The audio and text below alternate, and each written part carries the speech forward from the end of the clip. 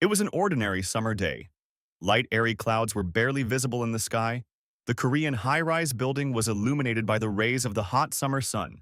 A very tired guy in a work uniform was trying to climb the steps.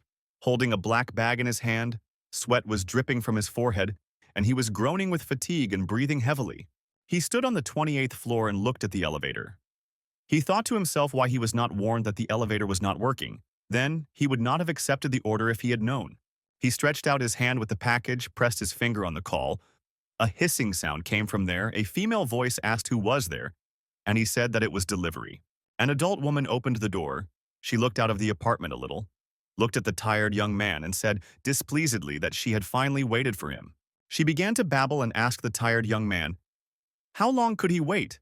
The young man clearly did not expect such an attitude. He thought that his work would be fairly rewarded. He looked at the woman with a perplexed look. The woman snatched the package from the young man with a flourish and added that this restaurant was actually across the street from here, and she was not going to pay for delivery when they were digging around so much. The young man began to object to her and said that their elevator did not work, pointing his finger at him, to which the woman, looking at the order, displeasedly answered him that he was mocking her because everything had cooled down for her.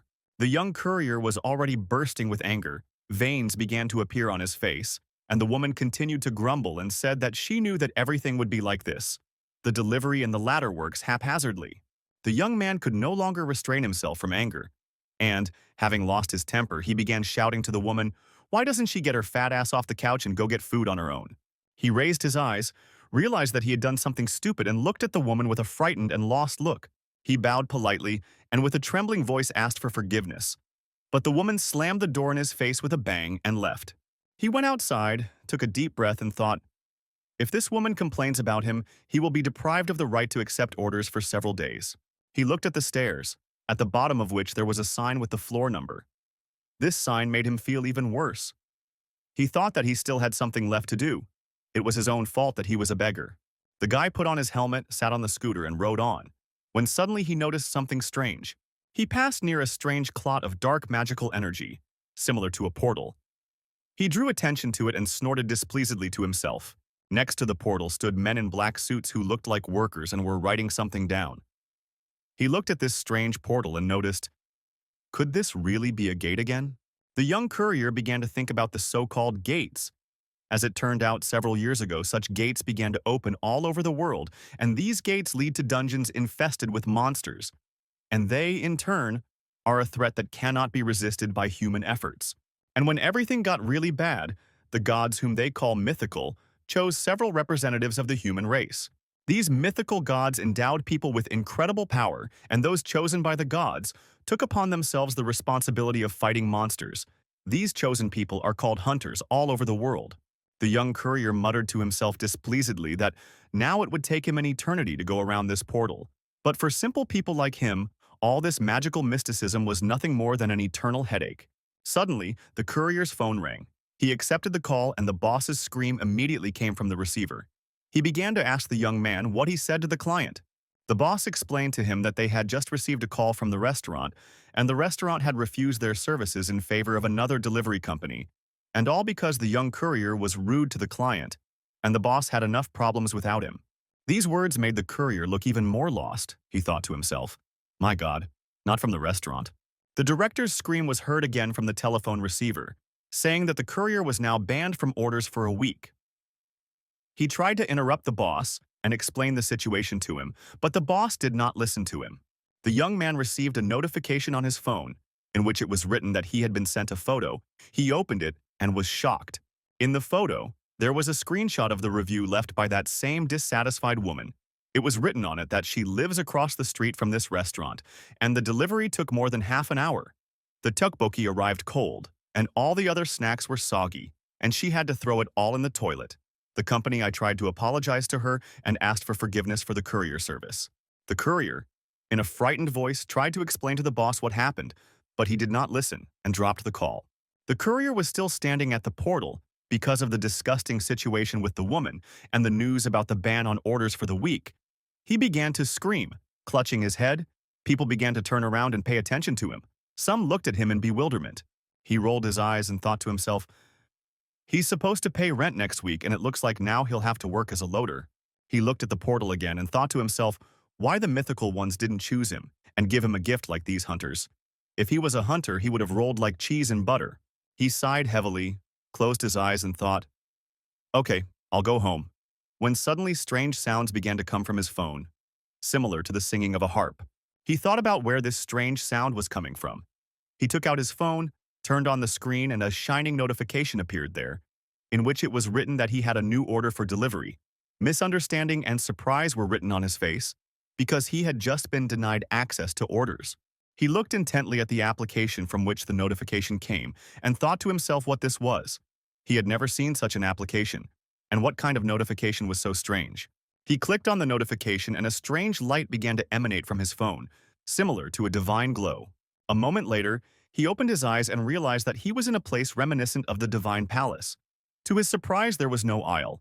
He did not fully understand what was happening. He was still sitting on the scooter and thinking to himself, where is he? What is this? Is this a dream? A moment later, enthusiastic surprise began to appear on his face, because the thought came to his mind, what if the gods had chosen him? From such a happy thought, tears began to roll into his eyes and he thought to himself that he would finally be able to get out of the slums and no longer work as a courier. But suddenly his dreams were interrupted by a notification that came to his phone. The young man took out his phone, turned on the screen, and it said, you have a new delivery order. He opened this notification and the delivery route opened on the screen. In the application, it was written that he needed to deliver a certain bottle of nectar. He was surprised and thought to himself, what kind of bottle of nectar was this? He thought maybe he could try taking it and see what it was. As soon as he pressed the button to accept the order, the heavenly gates in front of which the young man stood opened. He drove through the gate and drove to the point that was marked in the application and at which he was supposed to pick up the order. When he arrived, a beautiful white castle appeared before his eyes. He was delighted and realized that this was the abode of the gods. The courier got off the moped and went to the abode of the gods. His surprise knew no bounds. The architecture of the building delighted him. He walked with his head raised and admired it all. He approached the huge doors, which were several times larger than his, and thought, was this where he was supposed to pick up the order? He was very worried, but gathered his strength and knocked on this huge door. The door was opened by an amazingly beautiful girl with white hair in an antique dress. The courier looked at her with delight and thought that she was definitely a goddess. Stuttering from embarrassment and surprise, he greeted the goddess and said that he had come to pick up the order. She objected to him that he was a man and immediately asked how a mortal got to Olympus. She forced him to immediately explain how he was able to get here. The agitated young man hurriedly took out his phone and showed the screen on which there was information about the order and said that he himself would like to know what was happening. He had a strange application on his phone and an order in it. The charming girl thought for a bit, thought to herself what kind of delivery app it was, and then remembered the idiot Hermes. She sighed heavily and asked the courier to wait a little, adding that usually people should not touch such things. She left for a while and brought the young man a flask with a strange golden-colored magical liquid and told him to take it, adding that, apparently, her brother would start a scandal. If he did not deliver this flask to him on time, she asked the courier to bring this flask as quickly as possible. The courier took the flask in his hands and the girl came closer to him and said in a menacing tone that he should not even think about opening it and drinking from this flask. Not a single drop, he got excited and answered her okay.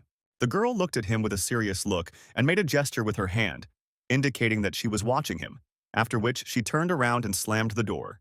The poor young man again got angry and upset because he thought that he would no longer be a courier.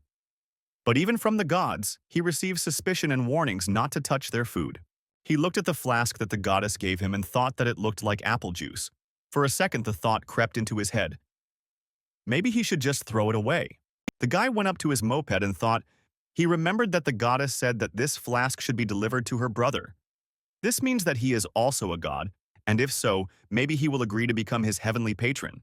He sat on the moped, put on his helmet, and resolutely told himself that this was the last delivery in his life. The courier rode over hot blocks, and around him there was only desert. The places around him faintly resembled paradise. Suddenly there was a notification on his phone. The navigator said that he was approaching his destination. He thought to himself that he would soon be there. In front of him stood a house that was located on the other bank. Between the place where the courier stood and the house there was a river from lava and a stone bridge ran through it. The place very much resembled a forge. The courier approached the house holding the flask in his hands and worriedly shouted that there was a delivery here. After which he thought, How many flights did he cover today? He began to enter the building.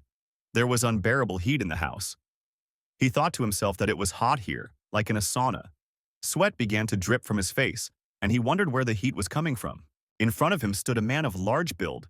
In his right hand he held a huge hammer, and sparks sparkled on the table. Apparently, he was a blacksmith and was forging something. In his left hand the man held a huge sword that was still glowing from the high temperature. He turned, looked at the young man with a menacing look and asked, "Who was there?" The guy was a little scared and in a hurry told him not to think that he was some kind of yard. He brought a parcel for him.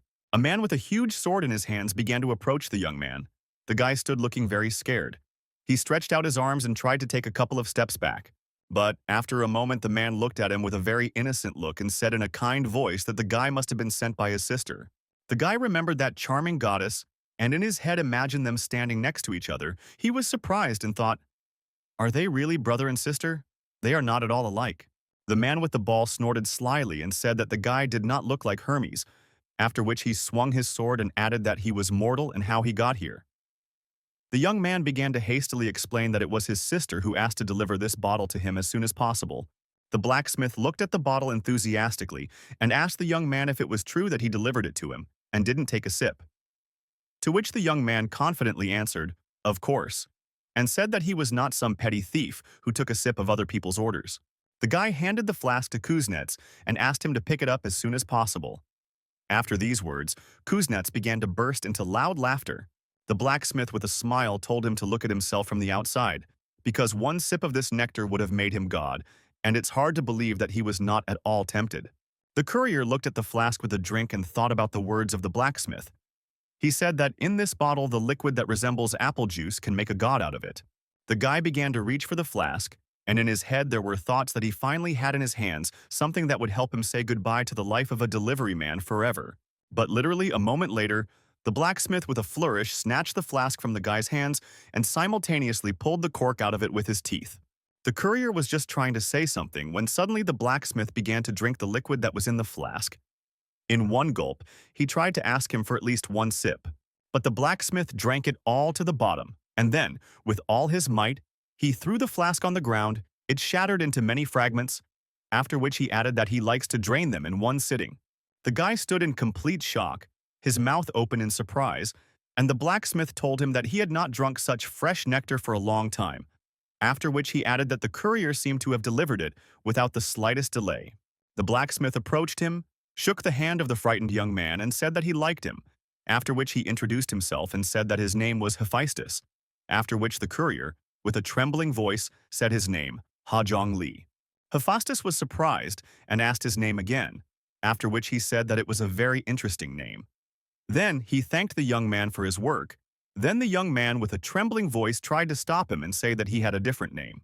But at that moment Hephaestus turned around, said that he had finally refreshed himself with nectar, and now it was time for him to return to work. After which he wished bon voyage to the young man and began to leave. The guy asked him to wait, after which he approached him and put his hand on his shoulder. After the blacksmith turned around, the guy laughed and said that he hadn't paid for the delivery and he wouldn't leave here empty-handed. Hephaestus asked him in surprise in what way he did not pay. He asked, "Does he mean payment for his delivery?" The blacksmith laughed and said that he should have already received it. The young man stood in bewilderment and thought what this meant. Suddenly the guy remembered that he had a delivery app.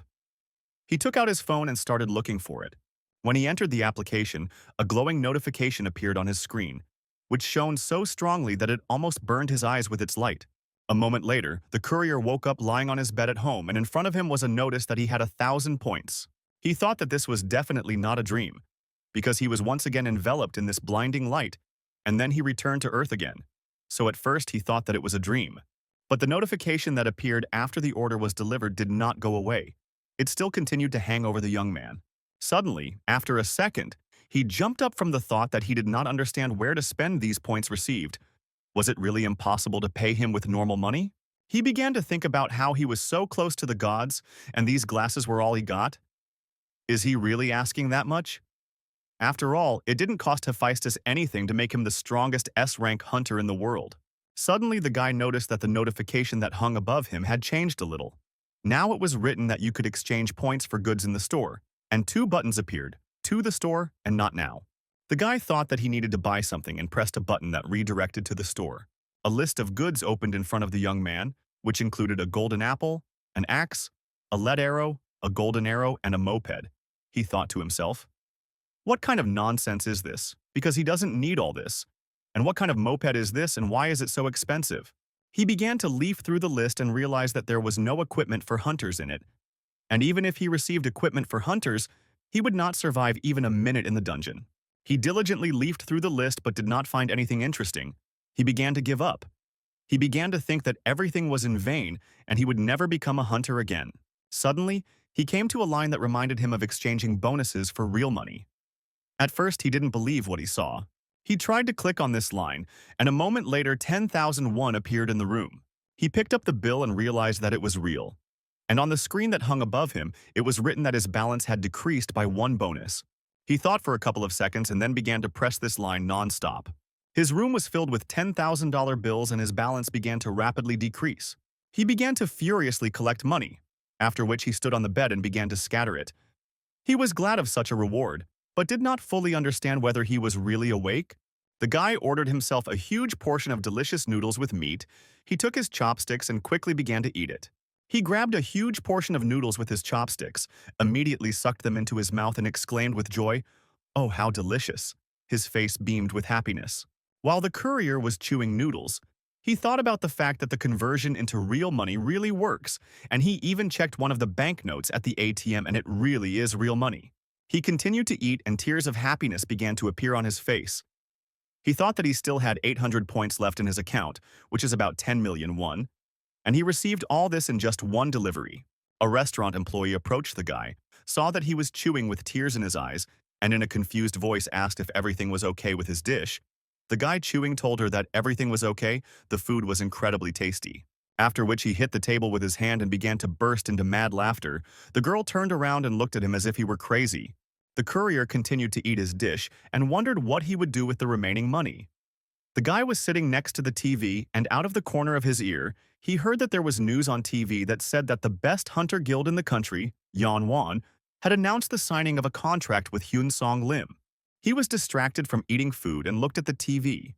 The news said that with the new members of the guild, the hunters were preparing for the next raid in Tartarus, one of the most terrible and dangerous places. A new member of the guild was shown on the TV screen, and it was added that his heavenly patron, according to rumors, is the Olympian god Hephaestus. The image of Hephaestus appeared in the young man's head. He wondered if Hephaestus really was his patron, but he didn't care about that because for him, Hephaestus was the best client in the world. The guy left the restaurant with a full belly. His face shone with happiness. He patted his stomach and thought how full he was. Suddenly, a moment later, the phone began to vibrate in his pants, and there was a loud notification from the phone. He thought that perhaps this was a new order. This time, the notification did not frighten the courier too much. He sat on his bike and thought that he had a premonition, and how good it was that he arrived on a moped. He opened the notification that said he had a new order, put on his helmet, and immediately clicked on it. A moment later, the courier found himself in a wonderful place in which there were a lot of beautiful flowers, fountains, and butterflies, and the sky was decorated with a bright rainbow. He thought that he was in some kind of garden. He took out his phone and decided to see what he had to deliver this time, when suddenly a voice was heard next to him that asked him by name. He turned and saw in front of him a girl of heavenly beauty who said that she was pleased to meet him and said her name, Demeter. He got up from the moped, took off his helmet, bowed kindly and greeted her. Demeter began to explain that her nephew told her that this guy works as a delivery man. The guy didn't understand what she was talking about and asked her which nephew she was talking about. She replied that her nephew was Hephaestus, and he knew him. The guy had images of all those gods with whom he had already worked with popped up in his head and thought that they had a very strange family, and it was unclear who stood on whom. Demeter laughed and explained to the young man that Hephaestus recommended this courier to her because he delivered the nectar very quickly and it seems he can be trusted, and now Demeter wants him to deliver something for her. The guy confidently pointed his finger at himself and told Demeter that she was not mistaken and he would deliver whatever she wanted so she could rely on him. He looked at her and thought to himself, if this is something like the last order, then this is easy money and probably now Demeter will give him some kind of magic wreath. She asked the guy to wait a minute and said that she would give him everything now. She brought her hands closer to each other and divine energy began to accumulate between them. Apparently, she was trying to summon something. A few moments later, a white box appeared in her hands, which was tied with a red bow. The courier looked at this box in surprise, and the goddess laughed, showed him the box, and asked if he could take it to her daughter. The guy took the box in his hands, and Demeter laughed a little and said that she was very sorry that she could not give it away herself. However, they gods cannot leave their abodes without a serious reason. The courier thought to himself that delivering the box is easy, and he will do it in no time. He looked at the goddess, nodded affirmatively, and said that he understood everything. Suddenly, after a moment, the friendly appearance of the goddess changed to a frightening one, and all the flowers in this magical garden suddenly withered. The frightened guy began to shake his head in different directions, not understanding what was happening, and the goddess indifferently turned around and thanked him. The courier, with a frightened look, held the box that the goddess gave him and thought what happened. Why did everything around suddenly become so dark that it went wrong? The thought occurred to him, what if this is not a simple lunchbox, but for example, there is a bomb in it? Well, it didn't matter to him, because for him the main thing is that he gets paid. He opened the courier container, put the order in it, and thought about the words of the goddess, who said that this was for her daughter, which means there is definitely nothing dangerous in this box. The young man got on the moped, put on his helmet, took out his phone, and began to look at the delivery route. When he opened the notification, his phone again began to shine with a very bright light. The guy did not understand what was happening. A moment later, the guy found himself in a completely different place. He thought to himself, why did he return to Earth? He took out his phone and opened a map with the delivery route. It was drawn on it that it would take him 1 hour to get to his destination, he thought. Strange. He is now next to a metro station. He needs to get to another metro station. Does the daughter of a goddess really live in South Korea? The courier remembered the words of Demeter, who said that they, the gods, cannot leave their abodes without a serious reason. Then he thought that she said exactly that. But what is her daughter doing in Korea? The guy decided not to bother himself with this and began to go to order. He had never been so inspired by a new order. He began to drive up to a sign that showed a fork in the paths, and a notification sounded on his phone, which said that he was approaching his goal. The guy thought a little. The young man took off his helmet, and there was great fear on his face, because he realized that he had to deliver the order to a very bad place. If he had known about this, he would not have accepted this order. As it turned out, her daughter lives in the most dangerous dungeon in the world, and it is not for nothing that this dungeon is called the Grave of Hunters. Hunters die there even better. He stood in fear and looked at the gates to the dungeon, clenching his teeth. He thought that no one knew what lay in the depths of this dungeon, but later the courier thought, why should her daughter live in the depths of the dungeon? Maybe she is waiting for him at the entrance. But a moment later, a new notification came to the phone, in which it was written that the destination had been updated. He took out his phone, opened the delivery application, and an ominous map appeared on the screen. He thought, why does he have a map in the application like from a computer game? He got scared and decided that he wouldn't go there. He wouldn't set foot there and tried to cancel the order. When canceling the order, he noticed that there was a warning message that said that there would be divine punishment for canceling the order. He opened this warning, and it was written that divine punishment consists of turning the offender into a pig while maintaining his mind. He was surprised and thought to himself, what kind of idiotic punishment is this? The guy was completely desperate. He sighed heavily, leaned his elbows on the moped and thought, well, that's it. He will end up in the dungeon. And why did he accept this order without even reading it? However, how could he have foreseen this? He looked at the guards who stood near the entrance to the dungeon and wondered how he would get through them if they were guarding them, and did not allow anyone into the gate except people with a hunter's license, which he, of course, did not have. Then images of food began to pop into his head, and he wondered why tonkatsu, fried bacon, and pork soups came to mind now. A moment later, he received a notification on his phone, which explained that if he needed help, he needed to look into the store. There might be goods there that would help him. With a sad look, he leafed through the page of the store and thought, what is the point of it if he can't buy anything? But after a moment, a thought came to him. What if he cashed in his points and hired a couple of hunters whom he would send to the dungeon? He opened the store menu and saw that a new item had appeared in it, which was called a replica of an invisibility cap. Next to it, there was a promotion mark. The guy thought about what an invisibility cap was. The courier opened the page with the product, on which it was written that this was a replica of the invisible cap of Hades, the king of the underworld. This artifact completely hides the presence of the wearer. Its duration is 30 minutes, and it can be used twice. The guy wondered in surprise why she only had one application for 8 million won. He thought a little and realized that an artifact completely hiding the presence of the carrier is exactly what he needs now. It's also called an action. It's pure ripoff. The guy thought to himself, stupid Olympians. He will complete this order and won't take on one more, after which he pressed the buy button with his finger. A moment later, the same invisible helmet appeared next to him. He did not have time to grab it with his hands and dropped it to the ground. The young man picked it up from the earth, put it on his head, and a notification appeared in front of him, which said that the remaining time of use was 28 minutes and 20 seconds.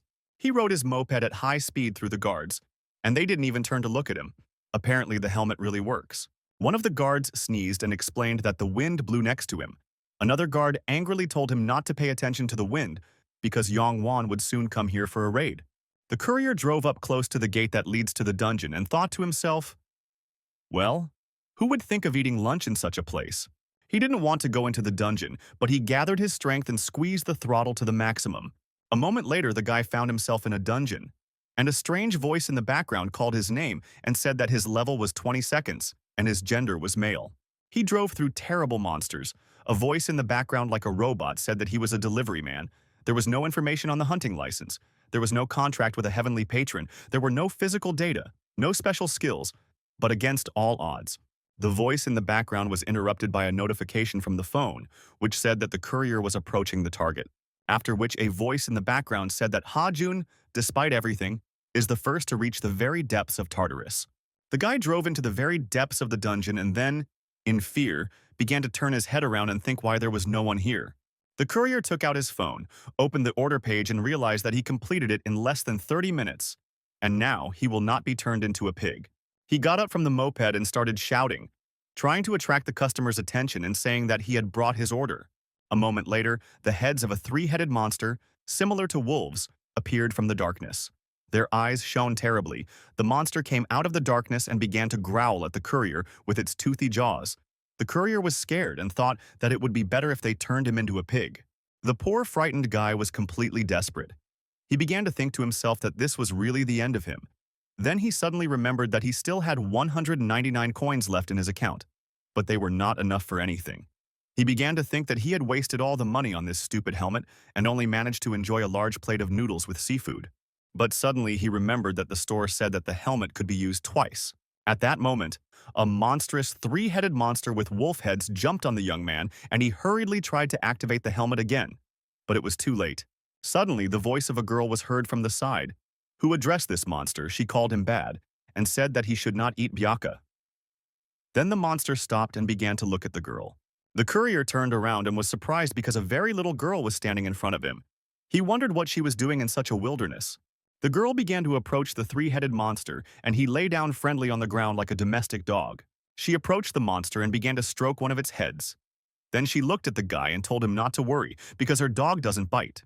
The courier was shocked by what was happening. He thought that she looked exactly like her mother, and this animal might not bite, but it was able to swallow him whole. The guy got off the moped and in an excited voice asked for forgiveness and explained that he had a delivery for. He didn't have time to finish when his voice was interrupted by the voice of an adult man. He turned to a certain Persephone and asked where she had gone. The courier turned around and saw in front of him a scary man with long eyebrows and a thick beard. He looked at the girl and said that she was playing with Cerberus, and added that she was entertaining a mortal who dared to penetrate the underworld that he rules. He is Hades. The guy was confused, and with excitement in his voice greeted the man, said that he was glad to meet him, and then thought that Hades is the god of the underworld. Hades pointed his hand at the young man and said that he was the first person in the last few thousand years to dare to go to the underworld since the time of Orpheus. The god of the underworld directed dark spells towards the young man and tied his throat with them, so that the guy began to choke. Hades kept the guy tied up and said that Orpheus, however, came to save his dead wife, and the courier came to steal his helmet. The man looked at the helmet that the young man had bought. He clearly didn't like something about it, and after thinking a little, he realized that he had not come to steal the helmet. The girl who was playing with the monster suggested that the man try to listen to the guy. After all, he had come such a long way. Hades again raised his hand and released the dark spell from the young man's throat. The guy fell to the ground and began to groan. The man stood in front of him and told him to state his intentions, after which he asked why the young man dared to invade his domain. The courier still had not recovered from the spell that bound his throat, and in a very quiet voice he asked for mercy and said that he was just making a delivery. Hades was surprised by this, holding a helmet in his hand. He asked the guy if he had something for him, the Lord of the Underworld. The excited courier replied that he had nothing for Hades, but his wife sent something to his daughter. He looked at the girl who stood behind him and asked her if it was true. The girl looked at him in bewilderment.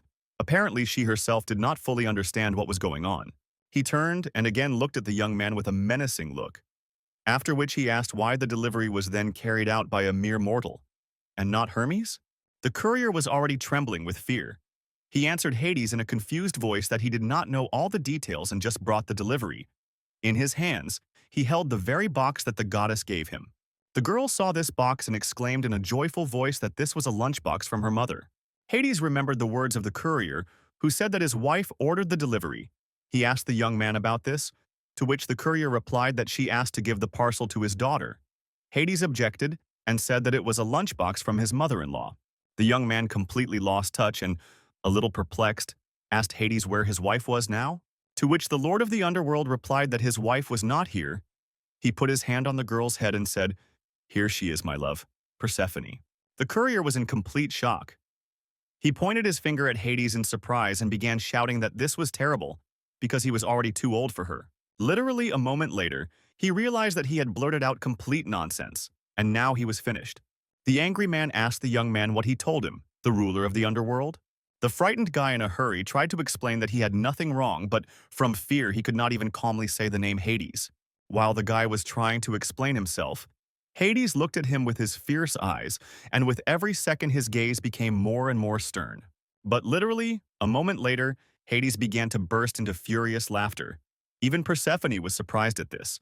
Not to mention the courier, he was in complete shock and bewilderment. When the ruler of the underworld calmed down, he said that he had not laughed so much for a long time, and he did not think that someday a mere mortal would think of insulting him.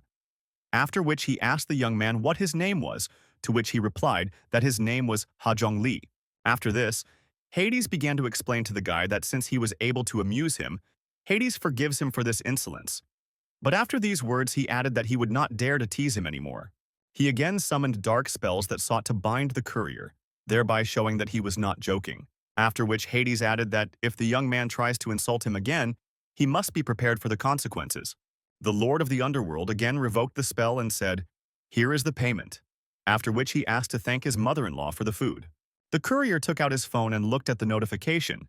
It said that he earned 10,000 coins for the delivery, and Hades would give him another 5,000 coins, so the current balance is now 15,000 coins. Hades, with his charms, lifted the helmet from the ground in which the guy arrived, and said that he would return this toy to him too, after which he threw the helmet into the guy's hands. The courier was very happy. At that moment he did not even fully understand what had happened. He bowed with all his heart and thanked Hades. We see a guy in a yellow suit, and he has special gloves on his hands. He is very tired and his breath is out of breath from fatigue. In front of him stands a huge monster resembling a dragon and growls ominously at him. The guy gathered all his strength and rushed at the dragon. His fists, which were wearing gloves, sparkled with lightning. This guy is a member of the Yongwan Guild, captain of the first team, one of the top 100 combat hunters. His name is Du Yun-ha. He struck the dragon with an incredible blow, but the monster managed to deflect the attack and threw the attacking guy far to the side. A bunch of wounded hunters lay in front of the dragon, and at that moment another hunter attacked him from behind. Lightning flashed around him, and he held a sword in his hands. The dragon had just heard the sound of an approaching blow, when the hunter cut the dragon's body with a sharp, shining movement of his sword. The defeated dragon began to bleed, and the hunter, who looked like a samurai, who had defeated the dragon, stood and brought his breathing back to normal. He caught his breath a little and went up to his wounded comrade, extended his hand to him and said that he fought quite well. This hunter is also a member of the Yongwan Guild. He is the guild leader and is ranked third in the ranking of the mythical hunter. His name is Park Sung-jun. He happily told his comrade that they had finally cleared the first floor. The rest of the hunters who also fought with the dragon began to joyfully shout and greet this hunter. The guy raised his wounded comrade, and together they turned to the jubilant hunter. He looked at them and thanked them for their work, saying that it was thanks to them that the guild Yongwan is still the permanent leader. Hunter Samurai sighed heavily. Apparently, he was very tired after the battle, His wounded comrade said that he already thought that they would soon completely throw back their hooves. The samurai caught his breath again, looked at his comrade and said that no matter what, he did his best today, and he doesn't know what the guild would do without him. The wounded guy looked at him pitifully, called the hunter master, and said that he would never betray him. Behind the hunters, a girl with white hair was cutting the dragon's flesh with a blade, trying to get something out of it. The samurai hunter shouted at her to relax. The girl heard the commander's voice and briefly took a break from this activity. This girl was also a member of the Yongwan Guild, and she was the deputy leader of the guild. She has 17th place in the ranking of combat hunters. Her name is Beck Irene. She then began to cut up the dragon's flesh and get something out of it. The main hunter said that he understood that she wanted to collect as many magic stones as possible. Suddenly, the girl's instincts worked. She was distracted from cutting up the flesh and began to run back to the hunters. She felt that something was heading towards them with great speed. The hunters looked into the void and waited for a new monster. They thought that their affairs were bad because they did not have enough energy to defend themselves. The leader of the hunters and his deputy stood in the front row and prepared to repel the attack. The commander gave the command for everyone to take their places. It seemed to him that the monsters were still left, after which the girl said that they were approaching. The commander of the hunters said that he and Irene would detain the monsters. The hunters reacted to these words with great surprise. He ordered them to run away if it became too dangerous. But despite the order, the wounded hunters all said that they would not go anywhere and would fight together with their leader, because they did not want to leave him in trouble. The deputy chief hunter felt that the monster was very close. All the hunters prepared for battle. Suddenly, out of the darkness, the silhouette of that same divine courier in an invisibility helmet, riding a scooter, began to appear. When the courier saw them, he began to shout for them to move aside. He almost crashed into the hunters, but at the last moment he managed to brake. He drove up to the dead body of the dragon and asked in surprise whether they themselves had defeated the monster. He added that they did it very in time, because the effect of his helmet had just come to an end. The guy turned around and in a cheerful voice told them that there were a lot of monsters with black magic living here, so they should be ready to repel the attack, after which he wished them good luck and moved on. The hunters looked after the leaving courier and could not understand what had just happened. The young courier sat and talked about the money he received.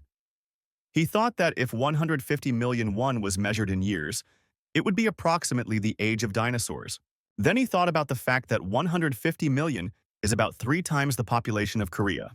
Then the young man began to think about the fact that for each delivery of ordinary food, you can supposedly get 3,000 won. This means that in order to get 150 million won, you need to make 50,000 deliveries. And this is exactly how much money he will receive if he exchanges the coins that he received for delivering to the gods.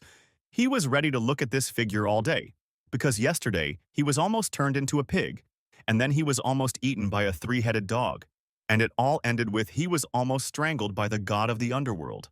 The guy went through a lot and was terribly tired, but he didn't care about it. He laughed and thought that nothing bothered him when there were such numbers on the account. The money turned the young courier's head and he only thought that he wanted even more gold. But such difficult travels took their toll. The guy became very hungry, so much so that his stomach began to gurgle furiously. He began to think about what he could snack on. After thinking a little, he decided that he wanted to snack on chicken and beer, and that would be just right. The head of the Hunters Guild stood at the press conference and talked about the raid on the dungeon. The presenter thanked everyone for their presence, and then said that the conference with the guild leader Yongwan was coming to an end. The leader of the Hunters Guild left the conference and went into the dressing room, in which his companions were waiting for him. The guy with bandaged hands was very glad to see the leader, and added that he had finally finished.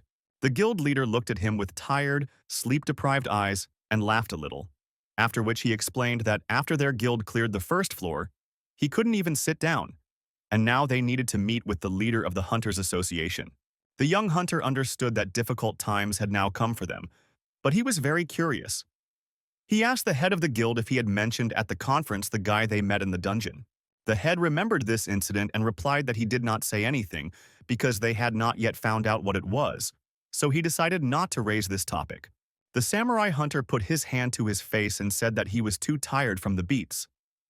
So he didn't even think about catching up with the courier. The hunters told him that everything was fine, and they were still collecting records from that area. The young hunter wondered who it was. He suggested that it could be a monster, and he appeared so suddenly and they were the only guild that cleared the first floor. The hunter girl also thought about this situation. She began to remember that this guy was wearing a strange helmet, and besides, he was riding a scooter. The guy thought maybe it was a hunter with magic equipment. He remembered that the guy on the scooter said something about the next floor. The guild leader looked at them and told them not to worry about it so much because they needed to clear the dungeon and not find out who this person was. He added that he was soon going to go to Suwon. This news greatly surprised the guy with bandaged hands. The head of the guild explained that he was going to instruct the recruits to check all their weapons. However, it turned out that they needed more ore, and it could only be found in the local dungeon. The young hunter got upset, and with a lost look told the head that he was going to practice with his comrades today. But the head said that he should leave it to Irene, because he should go with him since he has a driver's license. The hunter calmed down and resigned himself to the upcoming task. He asked the head what he needed to get. The head of the guild thought and began to remember the name of the thing that needed to be obtained. After thinking a little, he remembered that they needed to get heavenly steel. And our hero, in turn, bought a delicious chicken with cold beer. He sat comfortably at the table and was already looking forward to the upcoming meal, when suddenly the phone rang and a new delivery notification appeared. He jumped up instantly, forgetting about food, and took out his phone. It was written there that he had received a new order. He thought that the chicken would wait because he couldn't keep the gods waiting. He clicked on the notification of a new order. The divine light shone in his room, and a moment later he found himself in a completely different place. The courier found himself in a very familiar place. He thought a little, and realized that this was the same forge of Hephaestus. He thought that Hephaestus had really ordered delivery again, that he was simply the best customer. But suddenly he realized that he was in such a hurry to order that he forgot his uniform and scooter. Suddenly, unexpectedly, someone called out to the young man from behind, and he turned around in surprise. Hephaestus stood in front of him with a very sad face, and tears were welling up in his eyes. The guy asked Hephaestus what he was doing here and why he was not at home. Hephaestus began to cry. He looked pitifully at the guy and said that he had been kicked out of the house. The young man was very surprised by what the divine blacksmith said. He asked Hephaestus why he was kicked out of the house. What happened? Hephaestus, with a plaintive look, began to tell that he and his younger brother Dionysus from time to time gather for a small feast. But during the feast, his wife appeared and reproachfully asked Hephaestus if he had really taken up drinking again. She kicked the blacksmith out into the street with his younger brother and said that if they were going to drink, let them do it somewhere else and don't dare come back. Hephaestus explained that Dionysus immediately fled after this and he was left alone. The young man was very surprised by Hephaestus' story and thought how this pathetic dude could be a mythical hero because he looks much more like a man. Hephaestus looked at the young man with a pitiful look and quietly said that he needed to eat and drink. The courier was very surprised by this, and Hephaestus grabbed his leg and began to explain that his wife kicked him out before he had time to try the dish. So he was simply dying of hunger, and since he was God, of course he would not die. But he even begged his sister to give drinks for him, but she said that she had completely run out of nectar, and the last hope for Hephaestus was the courier. The guy was very surprised by Hephaestus' plaintive story. He asked him if he wanted the courier to bring him food, and after that he wondered what the gods even eat. He asked Hephaestus what he wanted to eat, and Hephaestus, lying on the ground from lava, said that anything would suit him. But if he could choose, he wanted some kind of meat and more alcohol. The guy remembered that he had chicken at home with beer. The young man took out his phone and asked Hephaestus to wait a little, after which he opened the delivery application and moved back to his world. Literally a moment later, he stood in front of Hephaestus with a huge box of fried chicken and 2 cans of beer. He told the blacksmith that he took it for himself, but would be glad to share this food with him. Hephaestus was very glad that the courier had finally returned. He looked into the courier's hands and asked what it was. The guy explained that this is chicken with beer, and in short it is called chimak. Hephaestus was clearly new to this, and he was very surprised when he saw this chicken. Hephaestus opened a can of beer, took a couple of sips, and happily said that he had never drunk such beer in his life. The courier also took a couple of sips and was very glad that Hephaestus liked everything. But Hephaestus, holding a chicken wing in his hands, added that he was a little disappointed with the size of the chicken. Hephaestus greedily took a bite of the chicken and then said with delight that this was the best meat he had tasted, after which the guy thought, "Is he really a mythical character?"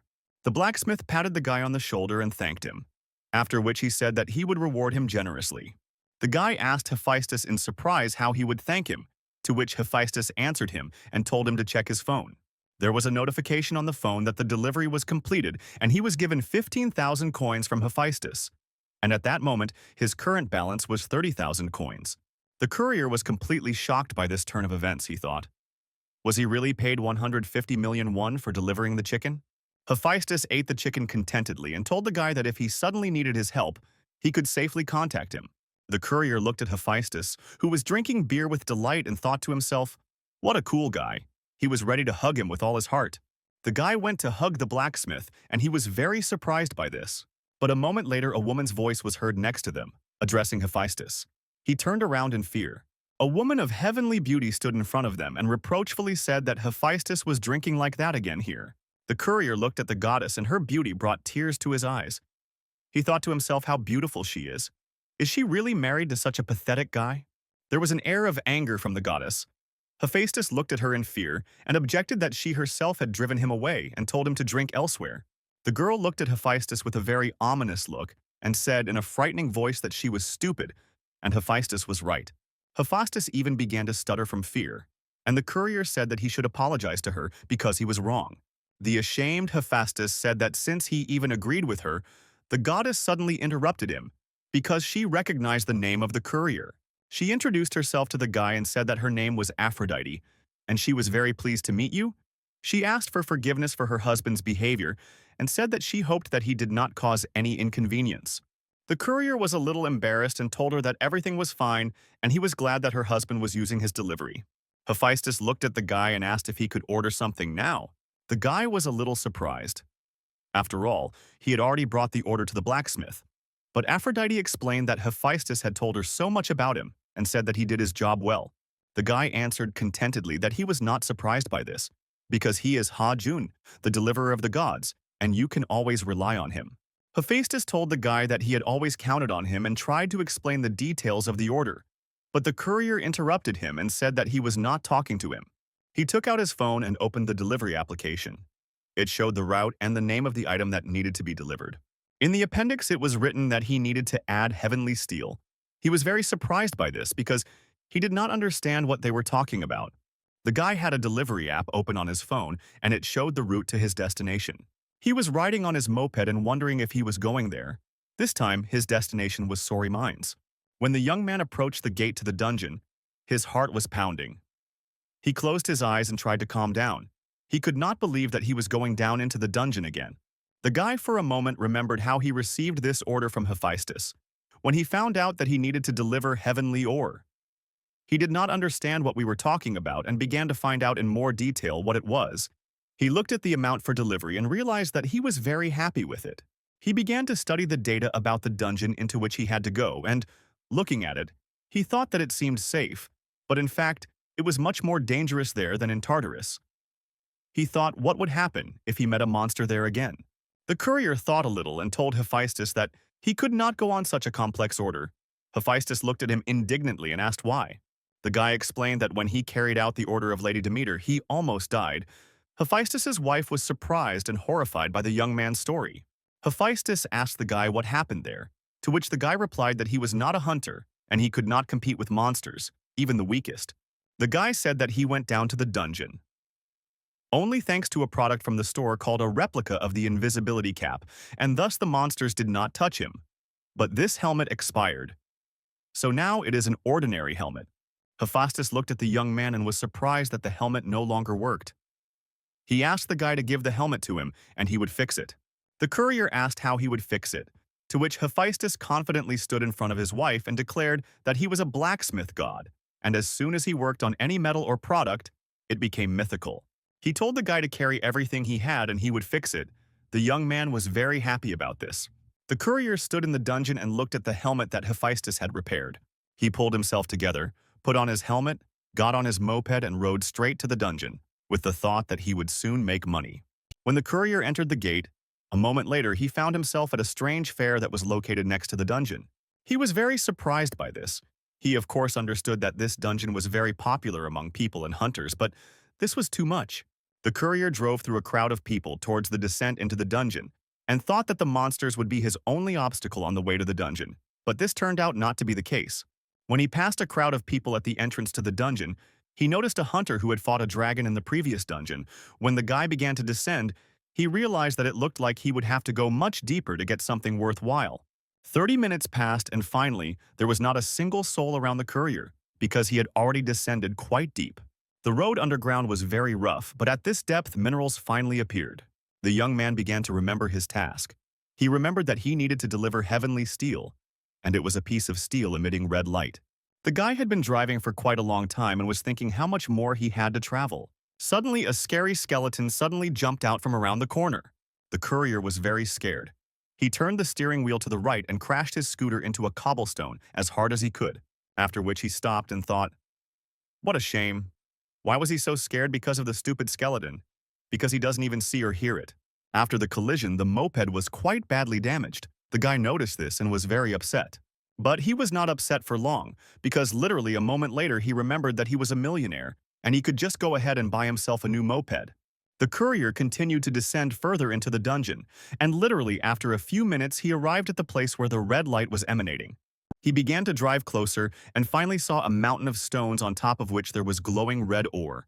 He got off the moped, took off his helmet, came closer to the ore and realized that he had finally found it. But the piece of ore was quite large. The guy wondered how he would carry this cobblestone back.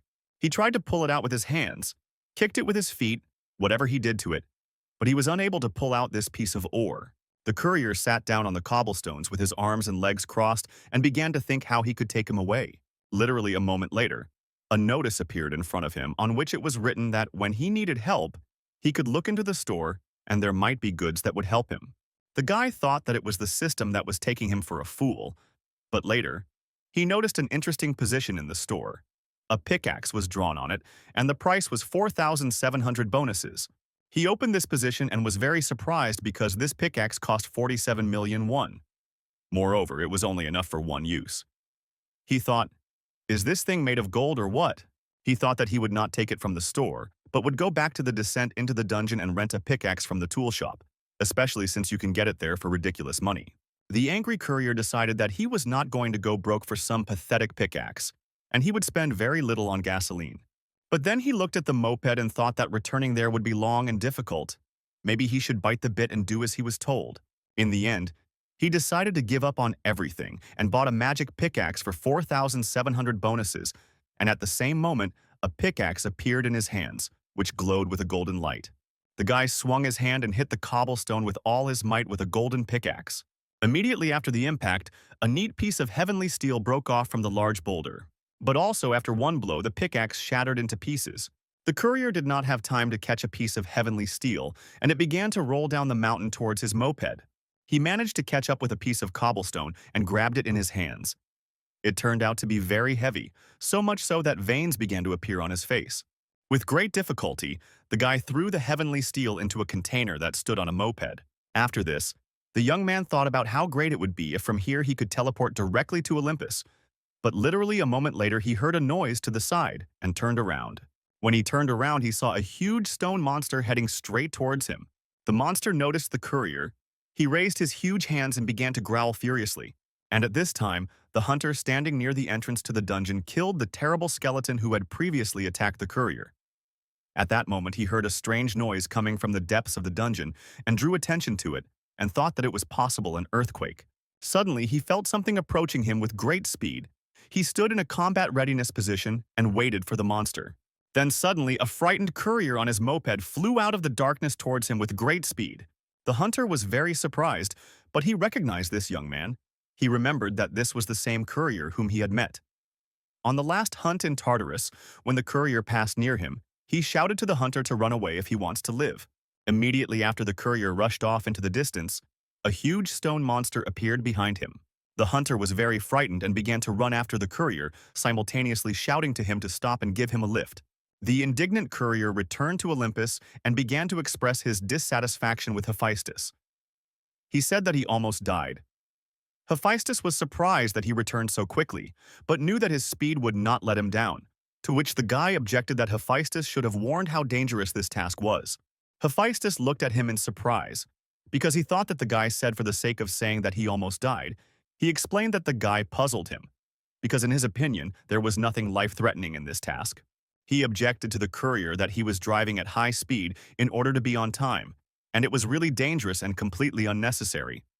To which the guy was indignant and began to explain that it was not a matter of speed at all, but of the cargo, which turned out to be simply huge.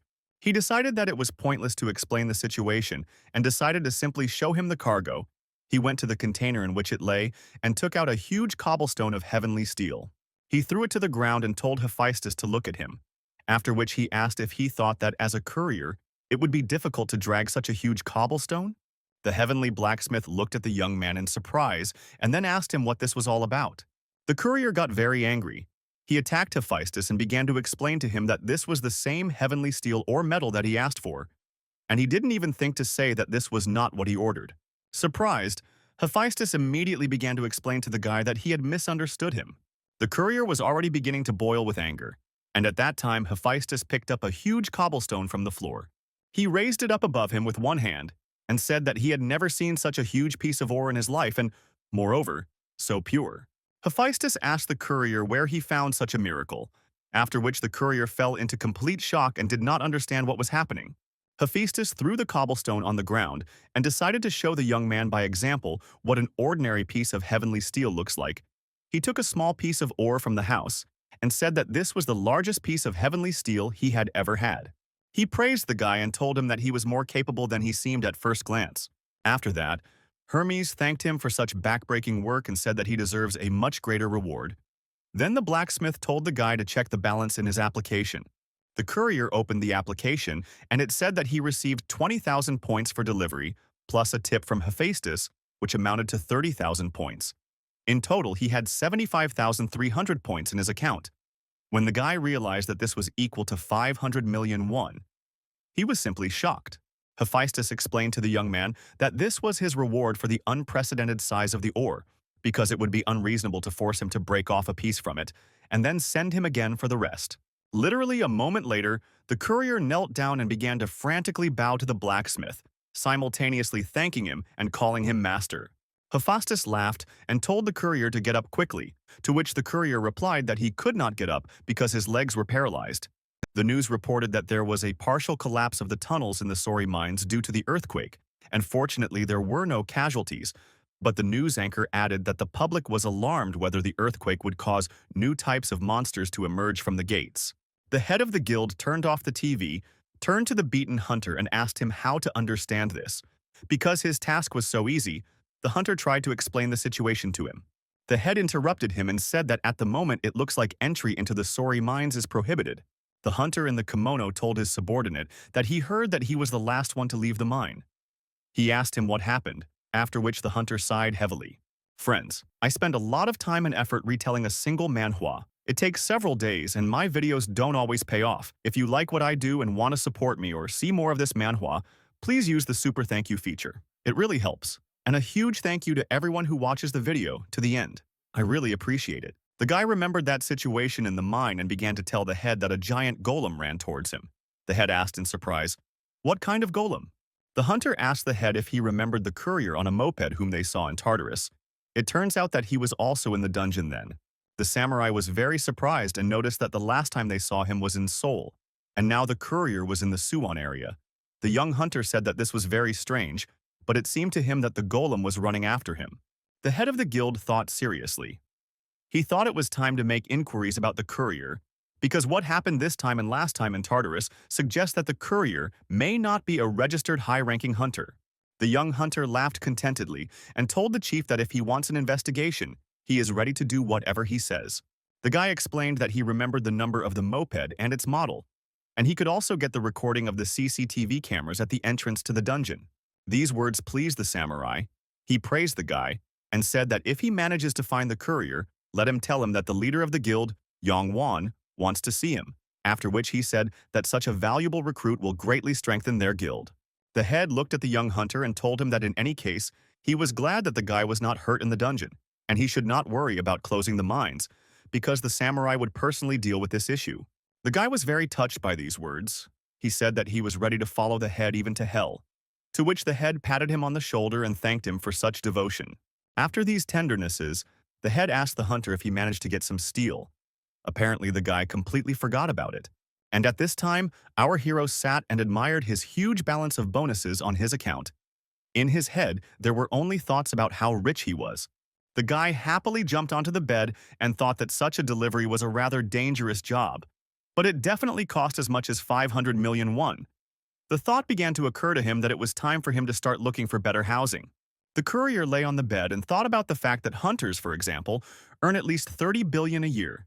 And if we do not take into account the cost of the pickaxe that he bought to get the cobblestone of heavenly steel, he still made good money, namely 45 million won in just one day. His expression changed because he was not sure how many more times he would perform the trick with the invisibility cap, and if monsters noticed him, it would not end well. After all, during his stay in the dungeon, even his veins were shaking, and this was very tiring. The young man got out of bed and decided to turn on his phone to see what was useful for him in the delivery store. He leafed through the store for a very long time but could not find anything he needed. Everything there was either too expensive or useless. The courier reached the weapons tab and was very surprised because the cheapest weapon cost 10 billion won. And besides, all these weapons were replicas and they were probably only suitable for 1 or 2 uses, the guy thought. Maybe he shouldn't get into a fight with monsters at all. But literally a moment later, the system recommended him a special racer suit, which was created specifically for the pace and danger of a delivery driver's work. In this suit, you can overcome any difficult terrain and obstacles, and depending on the level of the suit, the owner receives an increase in physical abilities and special skills. But the suit cost 50,000 bonuses. The courier was very surprised and angry because the system had not shown him this suit before. The young man thought about how effective this suit was, but came to the conclusion that he would not understand this until he put on the suit. But he was also confused by another important detail. This is the price of the suit, which was 50,000 points. Compared to all the other things that the guy bought in this store, this suit is quite expensive. But on the other hand, even what he bought before never let him down. The courier thought a little and decided that the suit was worth the money and it would be a good investment, so he decided to buy it. The young man thought a little and realized that he would soon be able to pay for this suit. He just needed to take more orders. After he bought the suit, his room shone with a blue light. A moment later, the same suit appeared in the guy's hands. He thought that now there was no turning back. He put it on himself and was pleasantly surprised because he thought that the suit would be uncomfortable. However, on the contrary, he did not feel that he was wearing anything at all and the suit was not warm. The guy realized that it was definitely an unusual suit. It was clear from the guy's look that he was full of determination. He thought, maybe it's worth trying out a new purchase now. The hunter, who was entrusted with the task of finding a courier, walked with a very tired look along the pedestrian crossing of the evening Korean metropolis. He could not find that courier and thought, well, where is he? The hunter began to look for him in Suwon, and some leads brought him all the way to Seoul. The guy could not find out his place of residence, and even the license plate of his moped did not help him, because the police said that the courier had never been a violator. Due to stress, the hunter fell to his knees right in the middle of the pedestrian crossing, grabbed his head and began to scream because he could not find the courier. And by this time, the traffic light had already turned red. A man on a motorcycle who was standing right in front of the hunter shouted to him that the light had already turned green for them. The guy ran away from the pedestrian crossing and looked at the passing motorcyclist. He thought that this man had the same model of moped. Apparently everyone has the same model now. Then he realized that the color of the moped was exactly the same, and even the damage was in the same places. A moment later, he realized that the damage on the moped was exactly the same as that of that courier from the dungeon. Then the hunter looked at the license plate of the moped and realized that this was the very courier he was looking for. Literally at that very moment, he ran after the courier and began shouting at him to stop. The hunter continued to run after the moped, but the courier was driving too fast. He stopped right in the middle of the road and tried to take a taxi. The guy jumped into the taxi driver's car and told the driver to go get that scooter. But the taxi driver turned out to be not very friendly and kicked the guy out of the car. The guy stood in the middle of the road and clutched his head, looking after the taxi as it drove away. The hunter had no choice. He gathered his strength and began to run in the same direction in which the courier had left. He ran through several areas and had absolutely no strength left.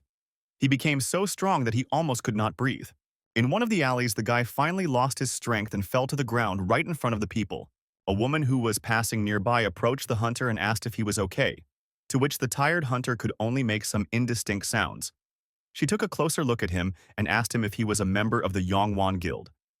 The guy realized that he could not confess to her. In this, he told her that she was mistaken because how could a representative of the guild walk up and down the street like that? The exhausted hunter continued to lie on the ground and thought that he shouldn't have chased the courier after all, and he had no idea where he had gone. Suddenly, a couple of blocks away from him, a strong roar was heard.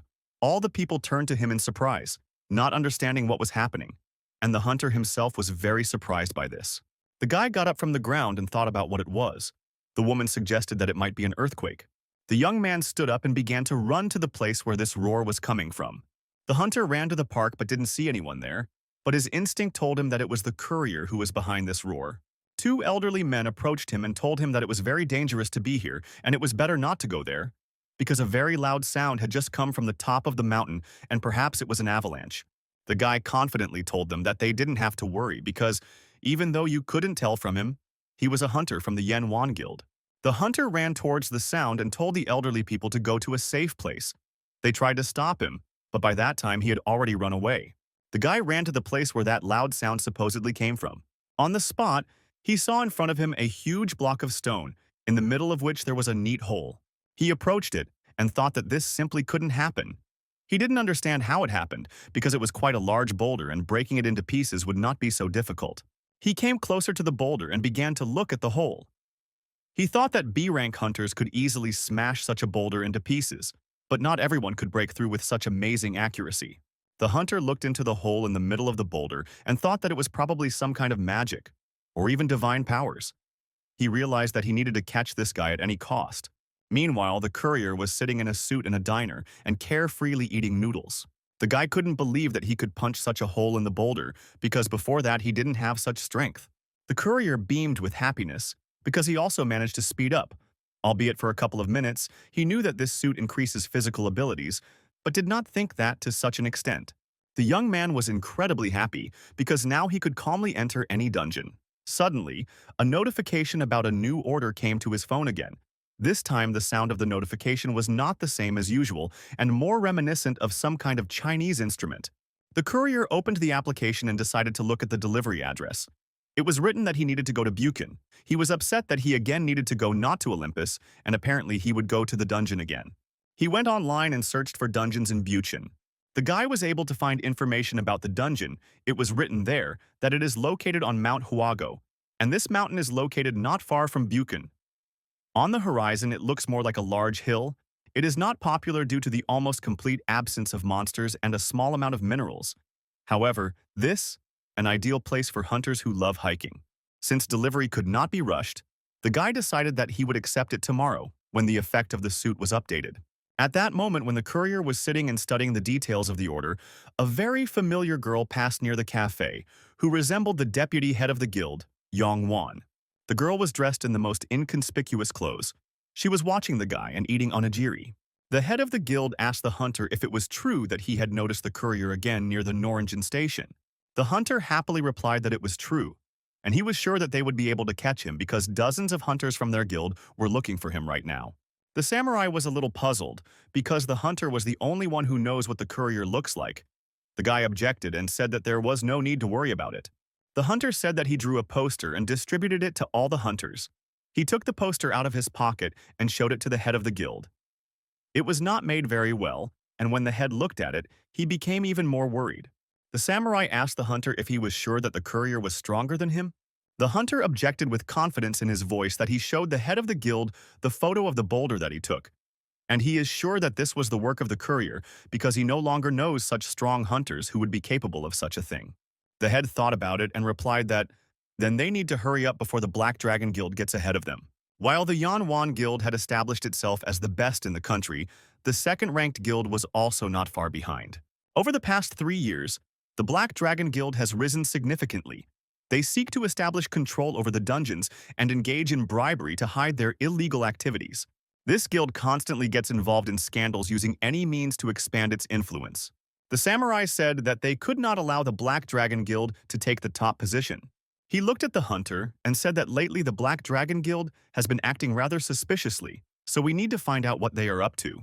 The young hunter clenched his hand into a fist and confidently told the head of the guild that he would do whatever he ordered him and would sort everything out. And at this time, the courier arrived at the entrance to that same dungeon. He was surprised that there were a lot of people near the gates, he even thought. Is there really some kind of festival here? The guy put on his magic suit and a helmet that made him invisible. He thought to himself that such a crowd of people in this place is very strange, because it seems on the internet they wrote that the dungeon is not very popular. One of the guards looked at him and shouted for him to stop. The guy was very surprised how he saw him, because he had put on his equipment. As it turned out, the man was talking to a completely different person. He asked some guy who gave him permission to stay here, after which he told him to get lost. The guy in the crowd tried to answer and said that he saw the news that the Black Dragon Guild was recruiting new members. The guard turned around and shouted to the soldiers that a new participant was going into the dungeon. Our courier realized that it was a false alarm and the guard was not talking to him. He drove through the soldiers and almost entered the dungeon. He had heard rumors that the Black Dragon Guild was taking over the dungeon, but he did not think that he would see it with his own eyes. The guy found it very strange that even the Hunters Association was not doing anything. When the guy drove into the dungeon, he saw in front of him a gorgeous landscape that consisted of a beautiful blue sky and huge mountains. A notification came to the phone that the destination is ahead and it is approaching the location.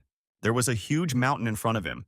He looked at it and realized that according to the map, the destination was somewhere here, but he really didn't want to believe that he had to meet the client at the top of the mountain. The courier remembered how in the last dungeon a stone golem rushed at him and thought, what if the mountain turns into a monster like last time and runs after him? But he pulled himself together and decided to trust the suit. He hoped that the suit would help him cope with the monsters. The guy got up from the moped, took off his helmet and decided to go towards the mountain, when suddenly a voice was heard nearby that called him.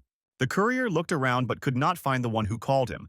But after that, a strange voice said that the guy was looking in the wrong direction and told him to look down. The guy was very surprised because when he looked down, he saw a talking monkey's head sticking out of his head and looking straight at him.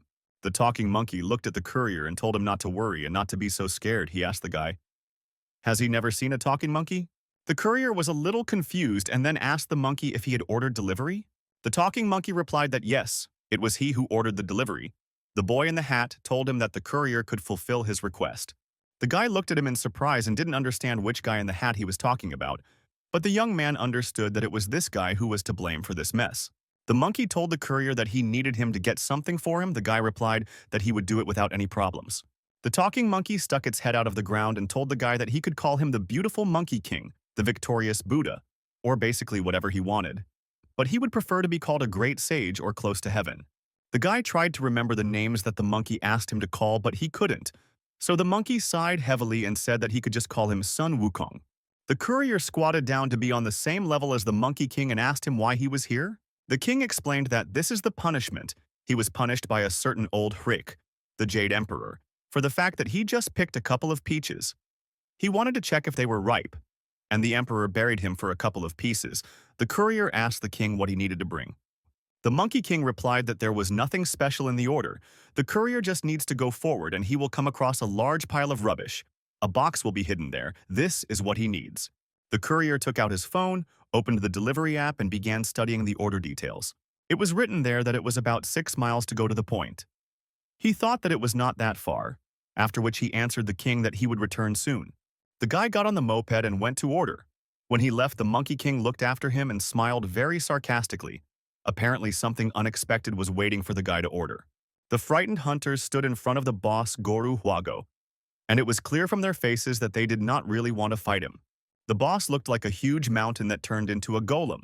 On his chest there was a yin-yang sign, around which 8 trigrams were depicted, and in size he was 50 times larger than a person. A mysterious woman with a fan in her hands approached the hunters from behind. She laughed and said that they should not be afraid. This woman was the leader of the Black Dragon Guild. She ranked 60th in the ranking and was a mythical hunter. Her name was Jua Han. 2 bodyguards stood next to her. She looked sarcastically at the hunters and said that there is always a way out.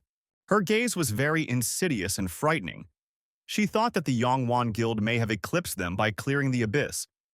But if they can defeat this boss, they will quickly bypass them and take the place of the best guild. The head of the Black Dragon pointed her fan at the boss and ordered the hunters to attack. All the hunters were very scared. One of them had a strange premonition, although the boss had not even begun to move yet. Suddenly, the boss began to rise from the earth, and from his movements the earth shook with such force that it seemed that an earthquake was happening somewhere here. His eyes began to glow red and he began to make ferocious screams. The hunters were very frightened. They looked at him and did not understand how they should fight back. Another hunter said that this could not happen, and they were not warned that they would have to fight the boss. The bodyguards of the head of the guild shouted to the hunters to stop grumbling and ordered them to take their places, after which they added that anyone who leaves their position will be killed. The hunters' equipment was, to put it mildly, not the best. They were perplexed and could not understand how they would defeat the boss with such junk. Among the hunters, the most active and courageous hunter with red hair volunteered. He encouraged everyone and said that for now they need to take their places. He shouted to the other hunters that they would be crushed into pieces if they were distracted, so they should never let their guard down. The hunters were on alert, but they were very worried and afraid to fight the boss. One of the head's bodyguards asked her if she thought they could defeat the boss. She straightened her fan and laughed sarcastically, after which she said that no one knows this.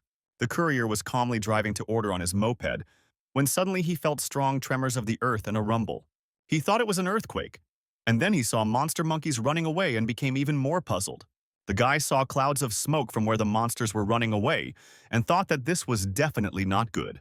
But the courier was wearing a suit, so he decided to go there and check what was happening there. Boss Mountain mercilessly with metal hunters with his huge hands. Archers fired at the boss. They hit the monster exactly, but he didn't even feel their shots. The most active of the hunters had already begun to despair. After all, nothing worked for them.